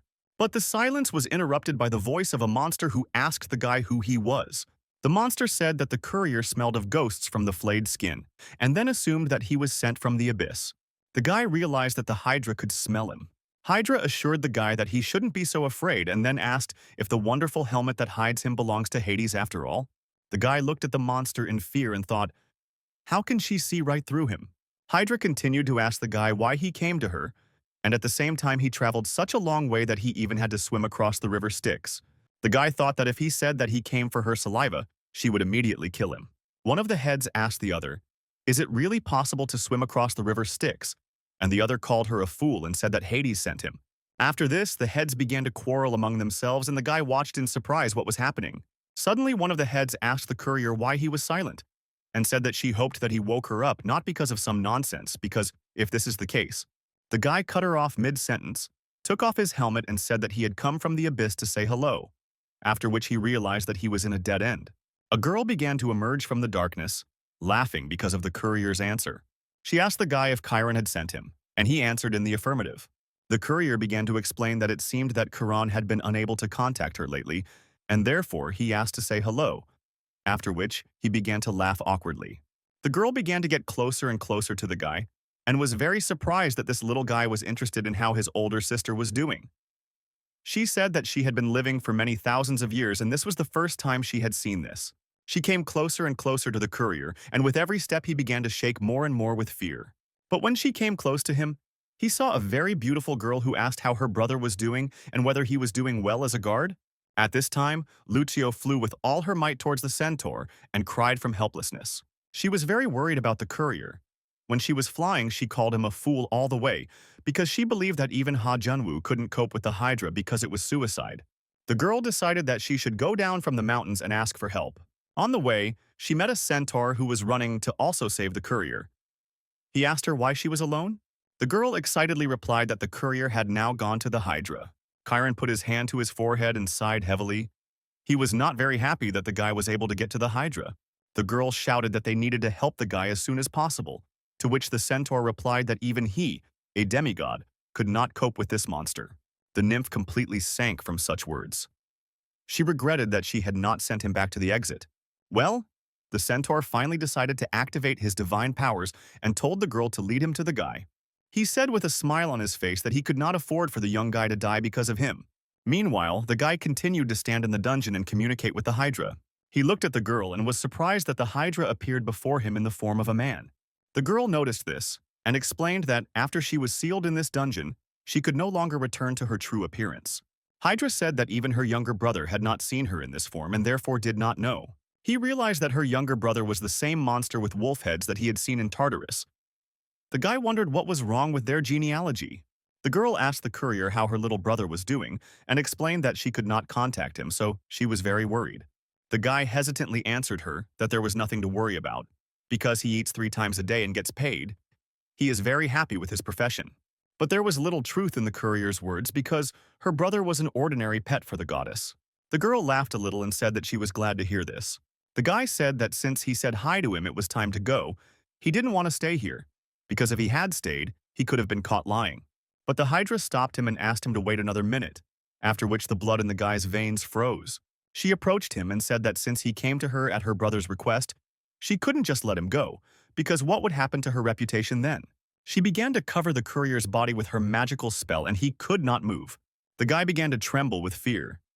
He turned and asked her what reputation was she worried about. Hydra stuck out her snake tongue and said that the guy should not refuse. She turned her back to him. On her back there was a shining piece of snake scales resembling a crystal. She looked at the guy and told him that he could take it. The guy was confused. He didn't understand. Was she really asking him to tear off the scales from her back? But the girl told him not to be afraid. She explained that her scales contained dangerous power and would definitely be useful to the guy. The guy remembered the curls of the Monkey King that could summon him, and he realized that these scales might really be useful to him. Then, he had no reason to refuse. He began to approach her back with a satisfied face and was already looking forward to receiving additional strength. She obediently removed her hair and offered him her back so that he could pull out the scales. The guy began to try to tear off a piece of the scales, but he couldn't do it. He thought that she did it on purpose. But the guy did not despair and activated his racer suit, which gave him additional powers. As a result, the guy managed to tear off the scales, but he could not stay on his feet and fell. The guy happily looked at the scales and shouted to the Hydra that he had succeeded. The Hydra, which turned out to be lying under him, praised him and asked if he was too greedy. The guy at first did not understand what she was talking about. It turned out that the guy was sitting right on the Hydra, which was lying on the ground in a sexual position. She said that she didn't think that he had his eyes on her as well. She was a little embarrassed but said that she was ready, and the guy could do whatever he wanted with her. The guy then jumped off her and began to assure her that she had misunderstood him, and this was a big misunderstanding. At that moment, the centaur entered the cave and watched in surprise what was happening. He could not believe what the guy did and asked how he defeated the Hydra itself. From the centaur's side, it looked as if the Hydra was lying on the ground and crying in defeat, and the guy was standing in front of her in the pose of a winner. The nymph who came with the centaur was glad that the courier was still alive and began to hug him. The guy began to scold her for not listening to him and not waiting outside the cave, and she began to cry and say that the guy didn't listen to her either. He began to squeeze the girl by the arms and said that she was still very faithful, and she began to scream sweetly and say that it hurt her. The man looked at the guy with delight and was surprised that the man defeated the Hydra, because even Hercules found it difficult to cope with it. He thought that Hephaestus had sent him a real monster. The guy continued to squeeze the nymph, and after some time he realized that they were playing too much. He turned to the Hydra and apologized to her for the fact that they were too noisy, but the girl said that it was nothing and asked if it was his nymph. He explained that she was not his property, but that she was just a little girl from the neighbor's house. The girl tried to say that someone like her was considered the most powerful among the nymphs, but she couldn't finish because the guy covered her mouth with his palm. Hydra was very touched by the behavior of the guys, and she said that the little girl from the neighboring house was very unusual. She said that this was not all, after which she looked at the centaur and said that they had not seen each other for a long time. She said that he had aged since their last meeting, and she asked whether time really does not spare even immortals, but later she suggested that his aging was due to the effect of her poison. The guy listened to their conversation in surprise and wondered what happened between them earlier. The girl sighed displeasedly and said that she was no longer surprised at his ignorance. The girl said that this is a well-known story about Hercules, who fired a poisoned arrow with Hydra poison, and then the death of Chiron followed. The girl told about the legendary story that happened to Chiron. She said that it was an accident.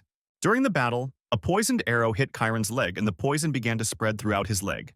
The centaur believed that this was retribution for the fact that he raised a monster, because the arrow flew into his leg from his student. After this, Chiron came to bow to the head of Olympus, Zeus. He asked Zeus to take away the immortality that he gave him. He begged him on his knees to take away immortality and explained this by saying that he could no longer endure this torment. His leg was completely poisoned by the deadly poison of the Hydra and caused him terrible agony. Zeus thought a little and decided to fulfill the centaur's request, taking into account how many great heroes he raised. He decided to give Chiron a constellation. At first, the centaur did not understand what he was talking about, that he cannot die, and then he will understand this. This is how his life as a sage ended. And after that, he became the deity who ruled the constellation Sagittarius, and this constellation was called Chiron.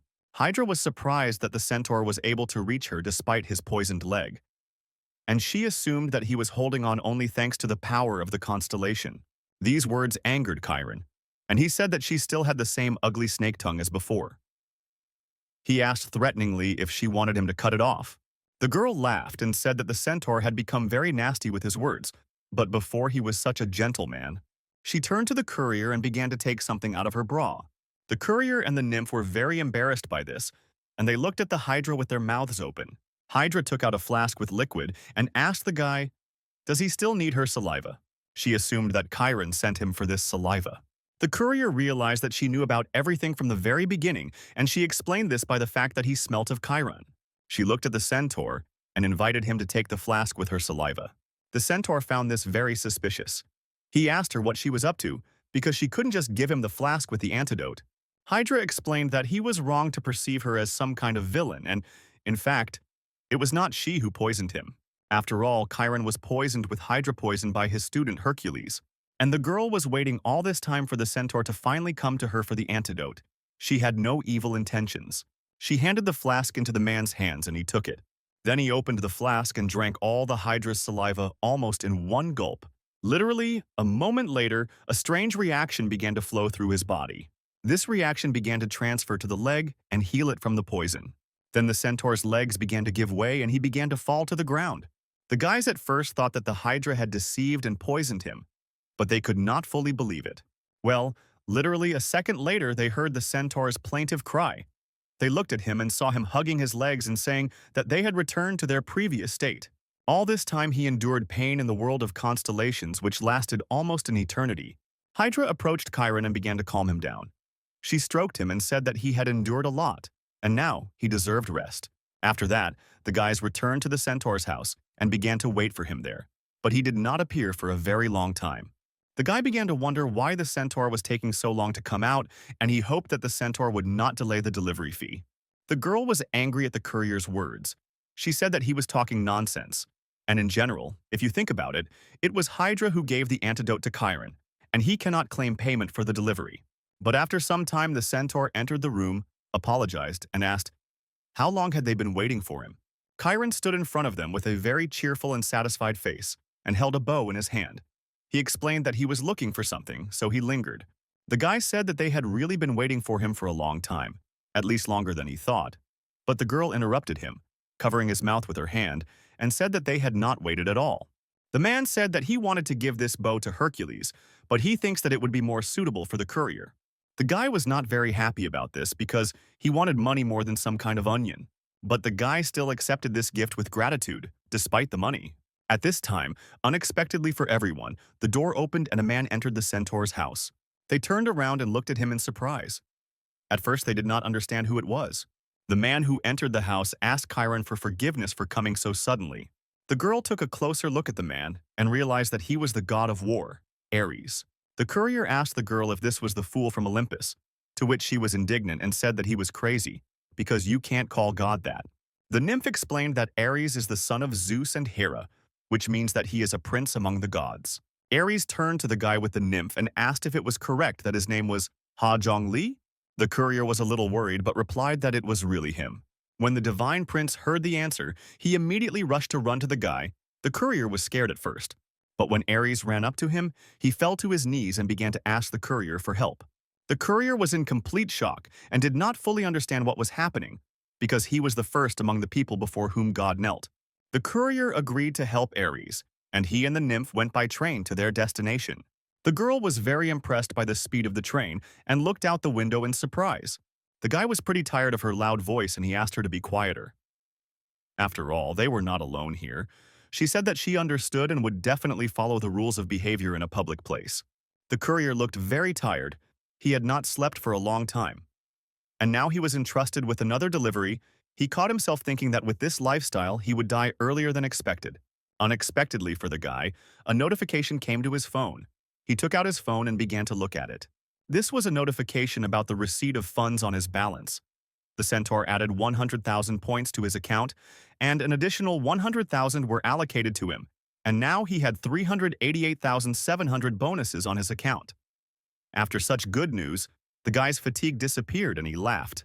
The passenger who was sitting behind him reprimanded him for laughing loudly, and the guy asked for forgiveness.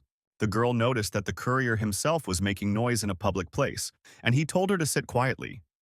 He asked her to shut up and explained that he was scared because payment for delivery had not arrived for a long time.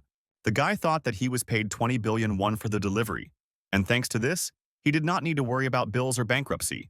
There was a blissful smile on his face. But there was still something bothering the guy because he had a rather difficult task ahead of him, namely to save a hunter who was in danger of death. On the day when they were sitting in the centaur's house, the guys were dumbfounded by Ares' request to save the hunter, whose patron he is. They asked the divine prince if they had understood him correctly. Ares sat on his knees and said that this was really so and he really needed help because he looked at his threat of fate and this hunter had to die today. To which the guy asked, what if it was so urgent? Maybe Ares himself would save him. The nymph explained that this would violate the law of causality, but the courier did not understand what they were talking about. The centaur explained that God cannot personally influence the life and death of a person, and no god should violate this rule. The centaur said that the one who is called the god of war cannot but know this rule. He looked at Ares and said that even if he is sad from such news, he must come to terms with it. The divine prince's face was very sad and he did not want to put up with it. He, gritting his teeth, explained that he had put all his points on this hunter. In the world of gods, constellations can invest points into hunters. If these hunters accomplished feats, they gained glory through public recognition. And the constellation received several hundred times more points than were initially invested. But if the hunter did not complete his mission and died, the constellation lost all its invested points.